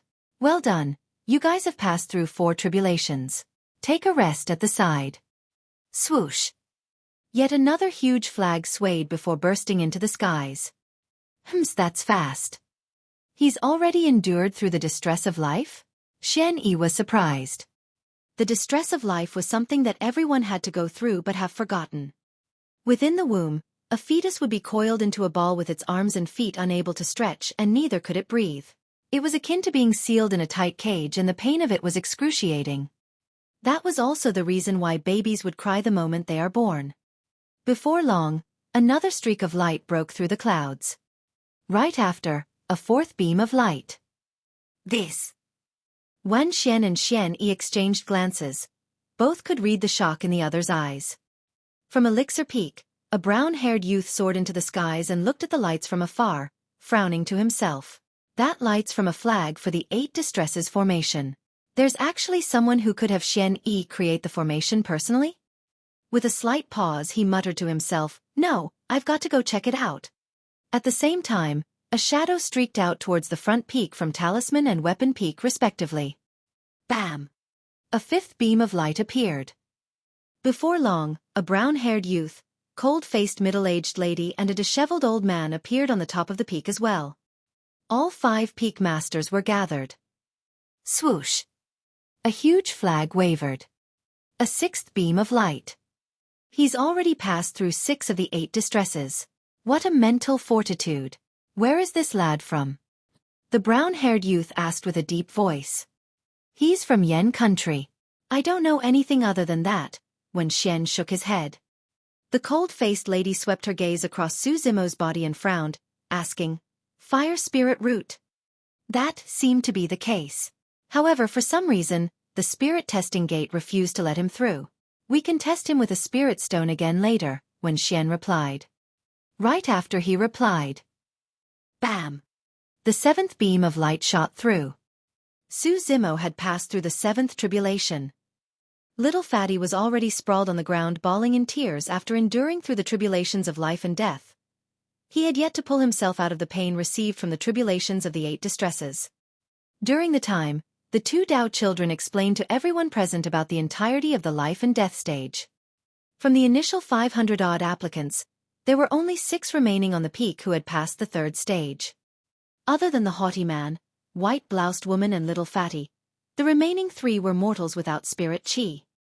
Everyone looked at Su Zimo with a complicated gaze.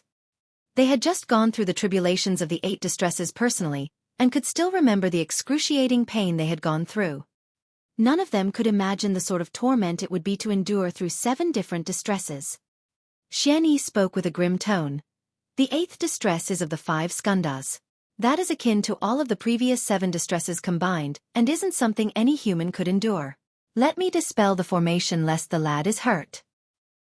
He was just about to move when an 8th beam of light shone. It was extremely bedazzling on the peak and illuminated half the skies above them. At the same time, Su Zimo suddenly opened both eyes and with a burning killing intent, he reverse-gripped his cold moon saber and slashed forward. It was a breathtaking slash. That single slash was even brighter than the 8th beam that had covered the entire peak.